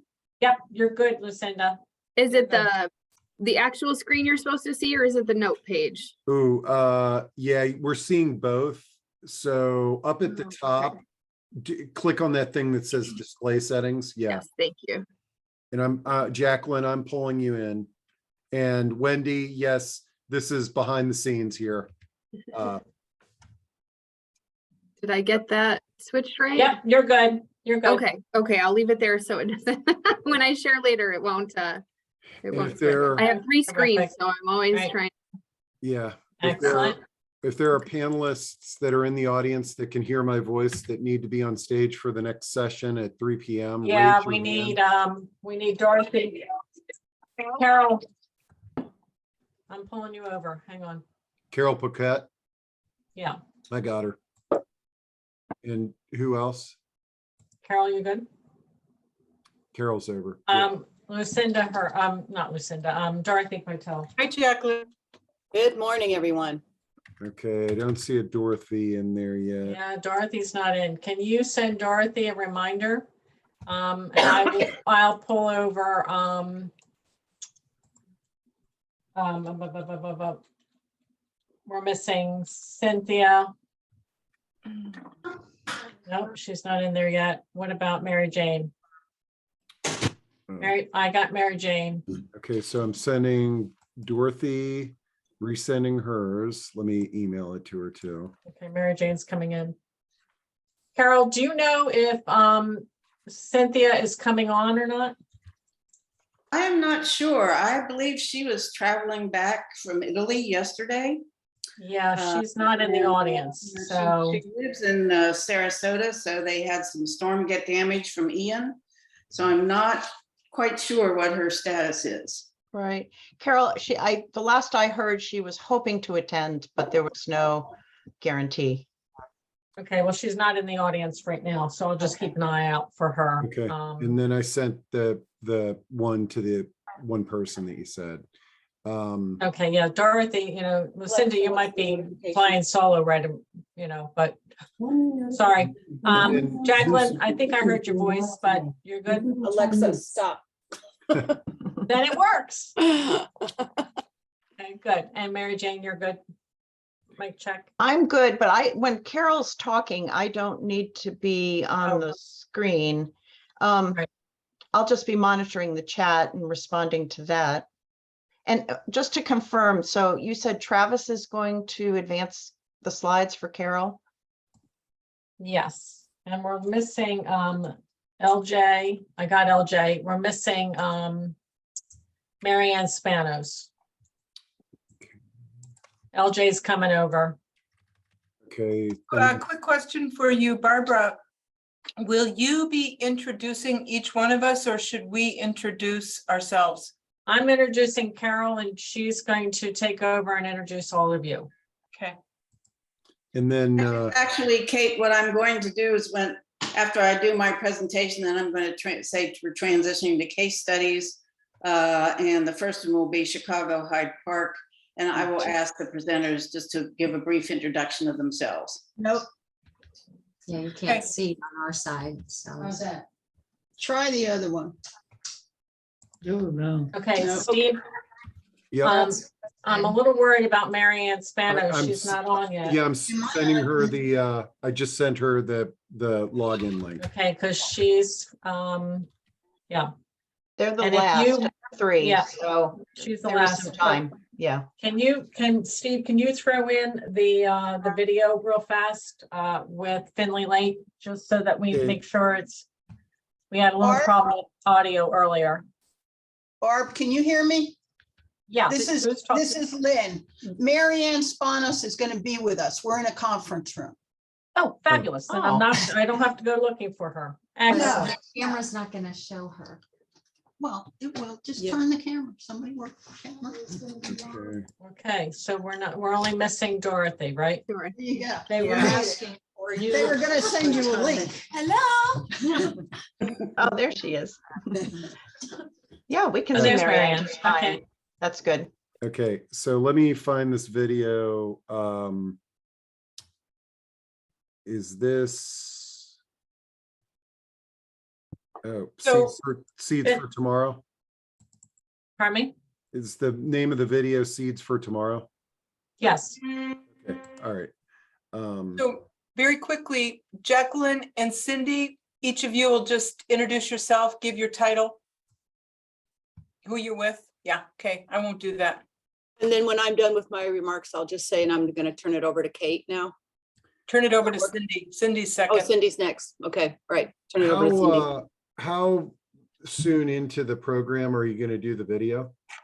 Not until almost at the end. Well, Carol has her presentation. Around Okay, maybe 45-minute point. Travis, Yeah, and if Travis can test the video, that would be good because I may have to drop out of I here. have the video up. Okay. if you okay, wanna- good. Travis has got it. That's fine. And the PowerPoint goes first, Barb. Right, I know. I took note. Okay. Travis, I sent you an email about that or text that the video is after the slides that Mary Ann's going to be doing with, Somebody just prompt us. That'd be the easiest way. Thanks. I will prompt you. Okay. And to all those people in the audience that are watching this is kind of what goes on behind the scenes in the Academy Awards. It's sort of, this is, you know, you're getting a glimpse of behind the curtains for Village to Village, you know. And Barbara, it wouldn't surprise me if when you send out your survey, there's going to be a few people that are going to say this is the best session. I like the session where they were all talking and testing out the videos. Well, it's a lot easier. It's hard to get this large of a group together for a, test run. Yeah. So this is good. That's In why we terms built. of- I'm going to assume that we need to monitor our own time. No, I will take advantage of, monitoring the time. I did build in some time at the end, Kate. We don't need a half an hour for closing. So, but I did build in extra time. And what we are going to do is we'll take questions at the end. So I am going to say in the beginning that, please use the chat room to chatter, but use the Q&A for questions so that we can direct we can direct questions directly to individuals. And Mary Jane. Right. I was just going to ask Travis. So at the very end of all the presentations, then Carol comes back on and we have two additional slides. And I just want to make sure that those are queued up. I have those as well. Oh, great. Okay. Just checking. Just to clarify then, the San Francisco group has 15 minutes total. We each get Correct. 5. And then the Chicago group has 15 minutes up front. Yeah. And so that's 30. And then there's 30 minutes for Q&A. Yeah, we'll And have we about. have the New York group New that York also has 15 minutes. Oh, so. There are 3 groups. So it's 3 Each groups, group. 15, 15, 15. So Okay. you'll have 90 minutes. And so you'll have plenty of time. That's why I said I'm not cutting off the questions at the end. Okay. Kim and I will come in and say sayonara, but it's too important to have you guys do this presentation. Any word from Cynthia, I've got word from Cynthia. Steve, she can't find the panelist link. She said she'd be joining in the main room link. What's her name? Cynthia Kemp, K-E-M-P. Okay. I wonder if she doesn't have. I think we can. I'll get her.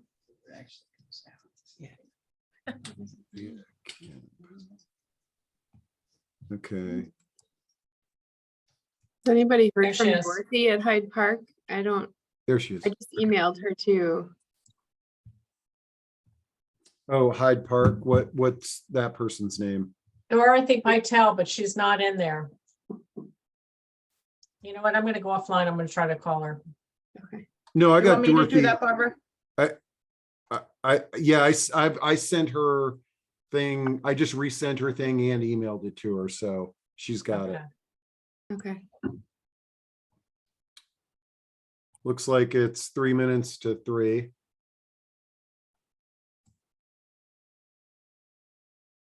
I'm really Hi, impressed with Cynthia.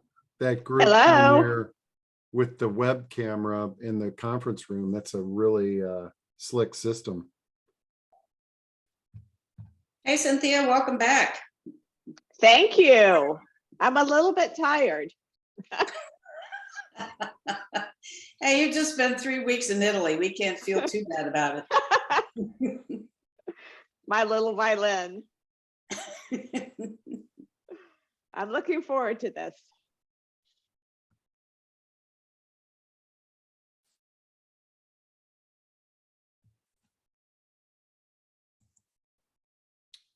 Okay.